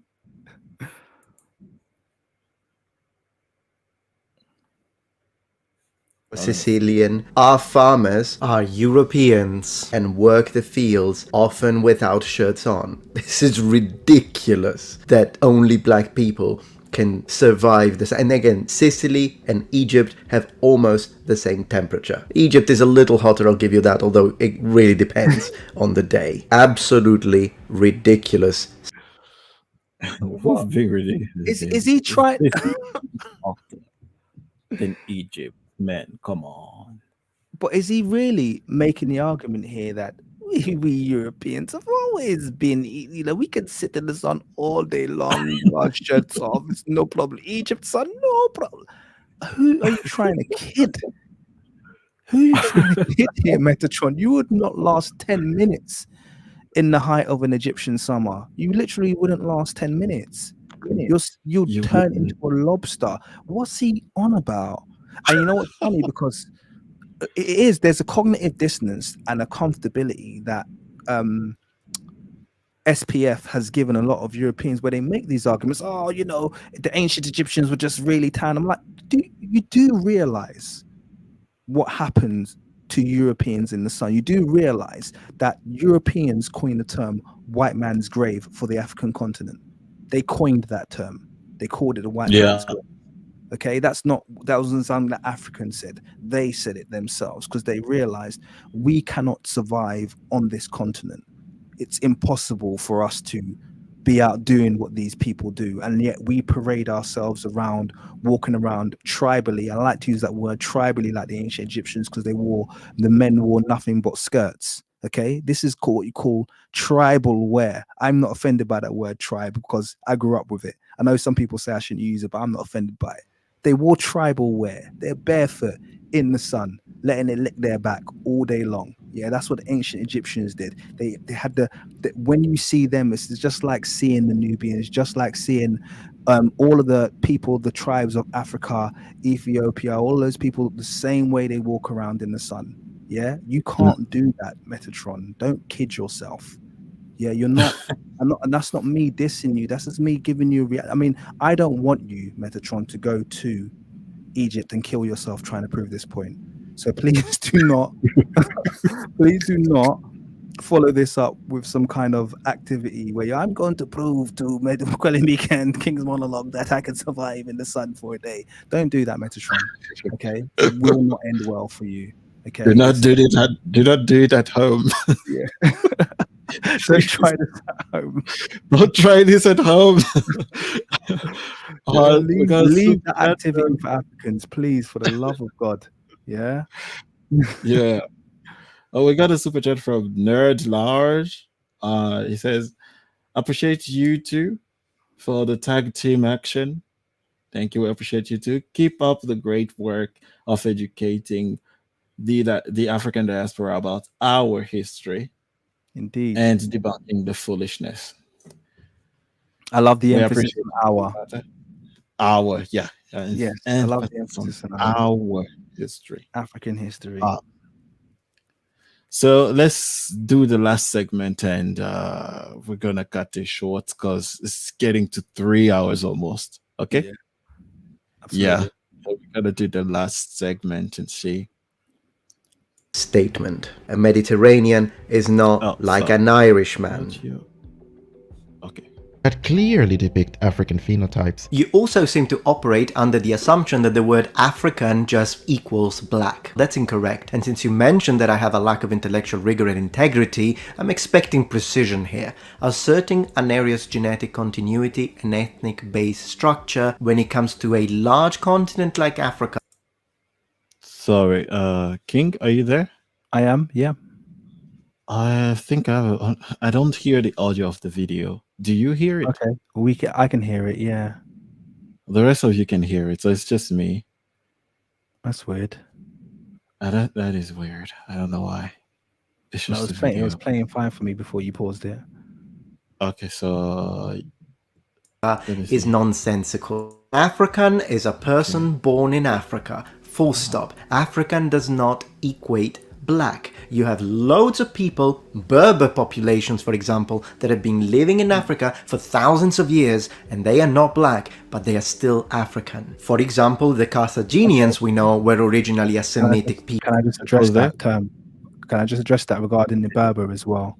Because I don't want him to get away with that. Can you hear me? Yeah. Yeah, I can hear you. It's just but you didn't hear the video, did you? Yeah, but I didn't hear the video. I don't know why so no. I'll tell you what he said. He just said there are plenty of people in Africa, Berber people, who have been there for thousands of years who are not black. So first of all, I want to address this because this is a fallacy that people have as well regarding first of all, Berber is a language film, which he should know since he's been harping on about Afro-Asiatic. It belongs to the Afro-Asiatic stream. And in terms of Berber speakers, there are plenty of black Berber speakers. So if we talk about the Tuareg, we can talk about the Tubu tribe as well. We could talk about the Haratin. These are all native Amazigh speakers and they're black as well. And we also have the Fula, who aren't Amazigh speakers, but they definitely span the entirety of the North African region. And these are all African tribes. These are all African ethnicities.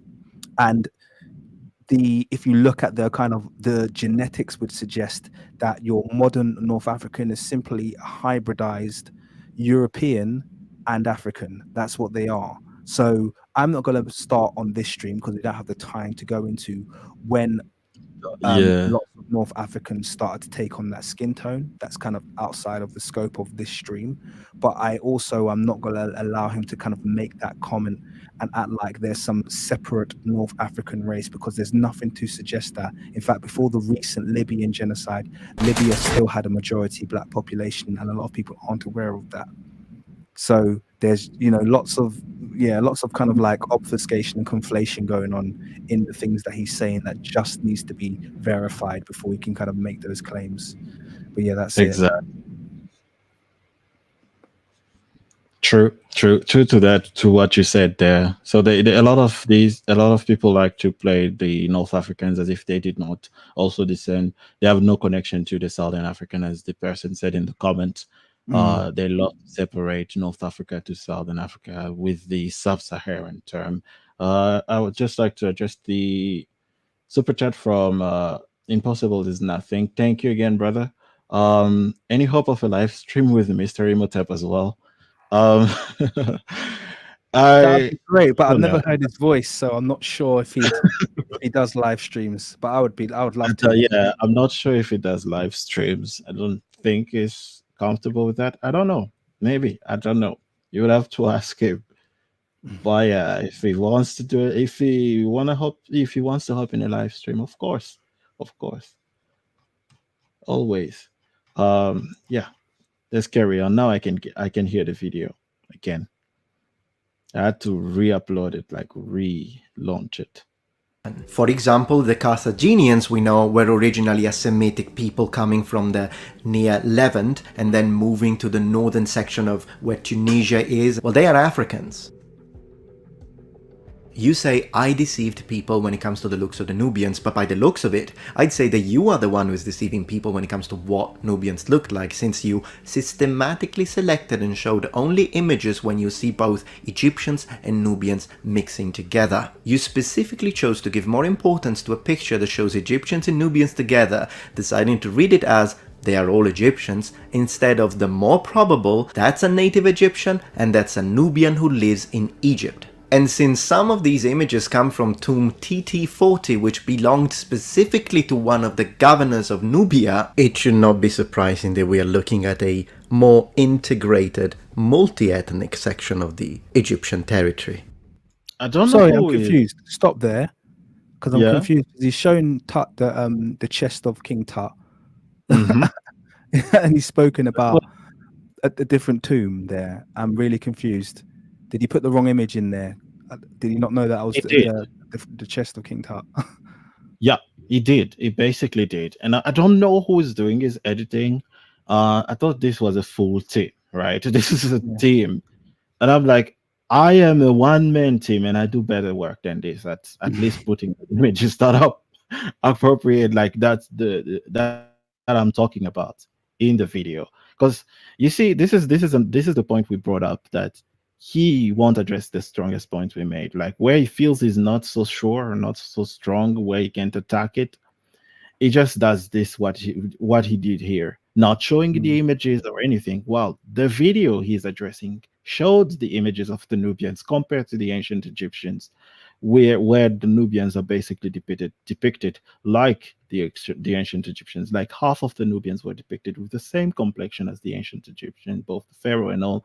And he was like, "Oh, this is only in tomb TT40." I'm like, "No, there was a stele of not a stele, like a wall painting of Ramses II being depicted the same way. Are you gonna say, oh, this is again an integrated governor or something? This is the king of the whole region, and he is also depicted with this same thing here. So again, when he felt weak, he did not even show the pictures on the screen, Yeah, showing this is not a point where he feels sure. Do you have yeah. And I anything to think add to this? I think even with the tomb that he was referring to, I think he was referring to the tomb of Troy. I'd have to double check. I haven't tapped in TT40 into the search. Yeah, Yeah. TT40 is the tomb of Yeah. Hue. Yeah, I thought so. So even the tomb of Hoi that he's actually referring to, you deliberately showed Egyptians next to Kemetic people. I'm sorry, Kemetic people next to Nubians to show that they were of the same race. That was the whole point of showing that, to say, look, these people are. You weren't trying to confuse people. That's why he didn't put it on the screen, because you made no effort to confuse people. You made it very clear. Here are. I remember it in the video. You said these are Egyptians. These are Nubians. Notice how they look exactly the same, and no doubt they do. They are portrayed in exactly the same skin color, with the alternating red and black. But yet he's now tried to act like you use that to deceive people, and then didn't even have the, the gall to show the actual image on the screen and show, or even notice how he didn't even show your footage of you saying that, because I think he knew he was Exactly. lying. So that's weird. Yeah, it is weird. It felt weak here. It felt weak. Yeah. Um. Okay. Should we stop it here? Like there's Yeah. another section. Yeah. Let's I not mean, mind we can that. wrap up. Yes, he doesn't say much more, did he? I think that's It doesn't say much more. Let's just yeah. hear what he says because it Yeah, doesn't yeah. say Let much it more. play out, because there's probably about 3 minutes left. Just let it play out. We have to resist jumping in. Cool, cool, cool.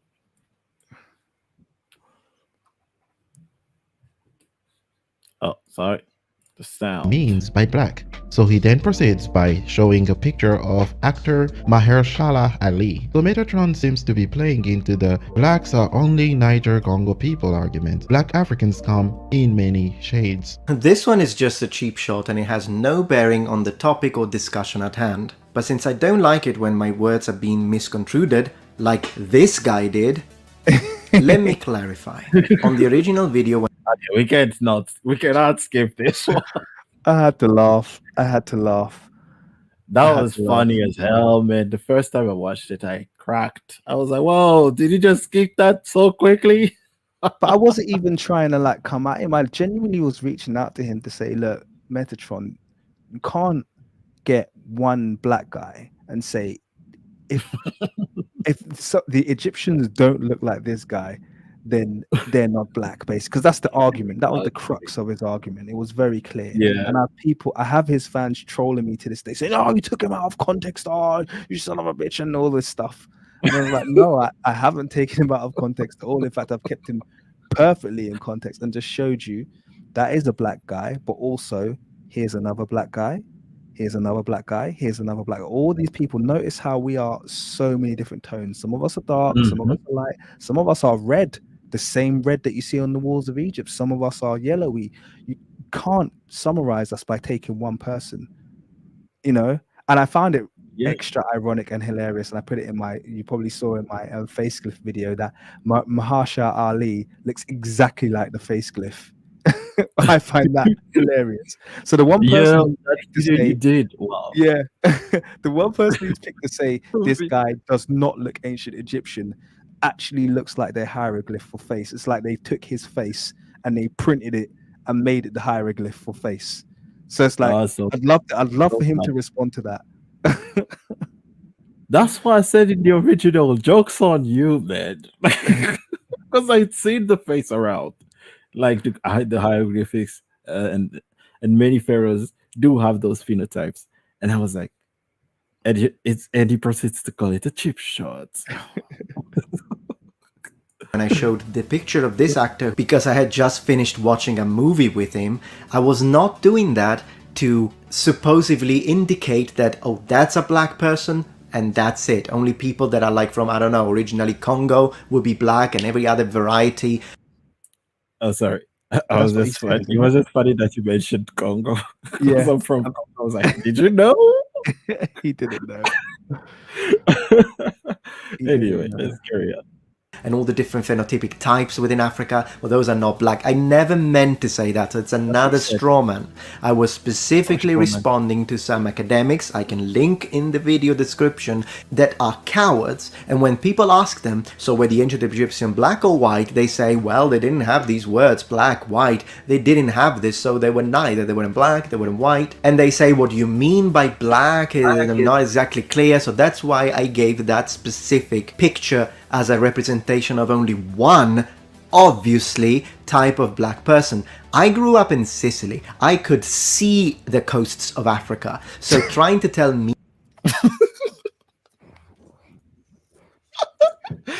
I'm sorry. I'm sorry. Man, that was so hilarious. When he I can see him sweating as he's responding here, which is actually hilarious considering it's a 60-second short. So I love how much it's making him sweat. But he's graduated from saying black. Actually, he says it now, doesn't he? No, it was the first video. Black people don't tan. He said that in the first video. You know, it doesn't matter if a black person stays in the sun or not; they stay exactly the same color. It's like he's now graduated from that to I can To see Africa from Sicily. That's what he's yeah, saying. It's like what? I can can see see. that. I can't be racist. What are you talking about? I can't be racist. I can see Africa, but you've just made the point that Egyptians aren't black. They're multi-ethnic. Okay, they're not black. They're multi-ethnic. So the Egyptians, Mhm. the Africans you can't see aren't even black by your own argument. So what point was he trying to make here about the fact that you can see that? It sounds like Sarah Palin saying she could see Russia from Alaska. You know, it's like what's wrong with you, man? This is What? this is not a good basis for making a point. Actually, someone said it in the comment section as well. He sounds like Sarah Palin. Did someone say that? I can see Russia from my house. What? I can't believe someone said that. That's literally, oh my gosh, yeah, Hitflix said it. That's literally, oh man, we think the same way. I love this community. Yeah, I love sorry. it. Yeah, great. Oh, let's go. Let's wrap it up. Me that I don't know what a black person looks like? Extremely disingenuous. As a proof of that, here is a link to this video where I specifically discuss the phenotypic variation of black people within Africa in details. You see, African populations harbor really the greatest quickly. genetic phenotypic. He understands phenotypic variance, yeah. But this is Mhm. just words. You've said it, but when it came to the crux, when it was important for you to really identify with the Africa's phenotypic variance in your video about were the ancient Egyptians black, you conveniently chose to forget it. You can't blame Mhm. people for pointing that out. Because if you had taken this amount of rigor in your were the ancient Egyptian black video and said, well, you know, this guy Mahershala doesn't look like this Egyptian, but however, I found this image of an African, and this man from afar looks exactly like this Egyptian, and this man from Congo looks exactly like this Egyptian. You didn't do that. You deliberately chose someone who didn't fit a phenotype you were trying to fill, and therefore disqualified all black Africans, but then didn't even have the decency to apply the same rule to the population you're claiming are the natives but are just a bit tanned. So I didn't see you find a single picture of an Egyptian and say, this is a modern Egyptian. Does this look like this piece of artwork? You didn't do that. You just did it for the black part. You know, so yeah. Interesting that you point that out. True. Double standard. Let's go. Phenotypic diversity according to molecular genetics and whole genome sequence data across a broad geographic range. That's due to extensive population substructure, the largest number of population-specific alleles, and less linkage disequilibrium among the loci, together with the heritable variation in human genome. This is why Africa is an important region to study human genetic diversity due to several factors such as climate variation, diet, exposure to infectious disease, a number of demographic factors such as selection, mutation, recombination and gene conversion, which result in the above-mentioned genetic and phenotypic variation within population clusters. I mean, did you know that UNESCO organized a debate on this very subject with experts from all over the world arguing against two Africans? Guess who won that debate? It was the two Africans who were arguing that ancient Egypt was of black African origin. Did you know this? Did you do your research? I'm fully aware of that debate, and by the way, they did not win it, like you say, but I'll have to make a dedicated video because that's gonna be a long one. And talk. Yeah. I don't think that video is coming. Because if he sees that, he's going to change his mind very quickly. Because I don't think if he reads through it, just reading the conclusion. Anyway, I think this is where he stops basically bringing up any arguments. It just says that the UNESCO debate was not won by Diop and Obenka, which is a lie. We know they won that debate. They won, but yeah. If he ever... Basically, they've come in and they've cooked us, but we didn't have time to prepare, so therefore it's a no contest. That's basically it in a nutshell. Exactly. But someone giving you a 2 years heads up, you say you didn't have time to prepare. Man, come on. It's a very hard argument to win, as Metatron is proven, isn't it? It's a hard argument for them to win because they have to rely on real blindness and cherry picking to be able to argue it. You know, you have to basically believe that all the men have basically developed inexplicably deep tans through working in the field. So even pharaohs Hmm. obviously spent their entire life standing in the sun, picking picking crops and picking cotton, and turned really dark. All of the women stayed inside, yeah, and preserved their yellow skin. None of those yellow women were ever depicted in any statues. All of the statues have suddenly burnt black, and on top of that, all of the Egyptians who were originally of Eurasian body proportions, bodies suddenly morphed, and in that very small time they evolved to become anthropometrically and anthropomorphically black African, because everything from their head shape, which were, I think, Hmm. Afrospora films mentioned, and I mention all the time, were dolichocephalic. Their limb proportions were super Yeah. tropical. Their skin, as attested by Dr. Anna Marie Makota, was deeply pigmented or deeply packed with So melanin, as such as the Negroid, yeah, as you're about to say. So everything about them scientifically matches black Africans, but miraculously they weren't. They just weren't because we say so. That's the okay. argument that he had. So it's a hard argument for them to win, because on every vertical it's just like, but culturally, yeah, but physically, yeah, but linguistically, yeah, but there's all the what- all the places check, yeah. But yeah, if they don't check this one, then it's over. Then it's on our side. Even if on your side nothing checks, only one little box checks, then yeah, we win. No, it doesn't work yeah. like that, right? That's what genetics is. Genetics is the final frontier. They're gonna manipulate and twist the hell Hmm. out of genetic data to get it to say something.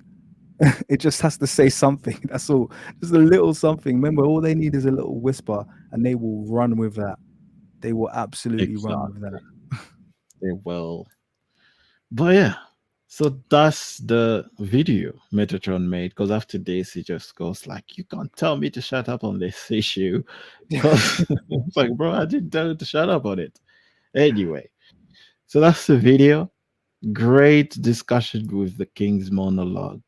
I've had so Great, much fun, man. great life. A lot But of this fun. is we're not gonna end these things over here. Like only do Metatron responses together, and then we never do anything together, of course. No, There's definitely not. plenty of things, articles, videos out there that need to be addressed. And so we're gonna do that Absolutely, together. absolutely. And just to Often, be yeah. clear as well, because I think some people maybe got the wrong end of the stick. We're not addressing Metatron because he needs to be addressed or because he's bothered us. We're addressing him because I feel he represents a kind of, he's like a microcosm of the Eurocentric world, and many of the Mm, arguments that he raises are the ones that people parrot. Like I cannot literally state how many people have parroted Metatron's arguments. You don't understand. so many. As an individual, he's very powerful. So it's important that we address, and we've done that unequivocally without ducking each. And we've played him thoroughly, unlike when he did KueliMika and cherry picked like he does. We've played him through Exactly. end to end, just like I did on my channel with his first video, and KueliMika did on his channel with his first video. So they can't say Yeah. we avoided any of the points that were raised, and we've addressed them. And so now it's Head comfortable. We on. can move on now. He's been dealt with. Let's carry on, and we'll think of something else a bit more fun to discuss. But I've had fun cooking him. I did promise my community this would happen. So there you go. So I've had fun, especially with you. No, it's like interesting. Yeah, Very, very fun. Very fun discussion. Always having fun with in the live with the King's monologue. And guys, don't forget to check out our first live with the King's monologue on his channel, on the King's Monologue channel. Go subscribe. While you're at it, subscribe to my channel too. And give a like to this discussion, man. Like, come on. Huh?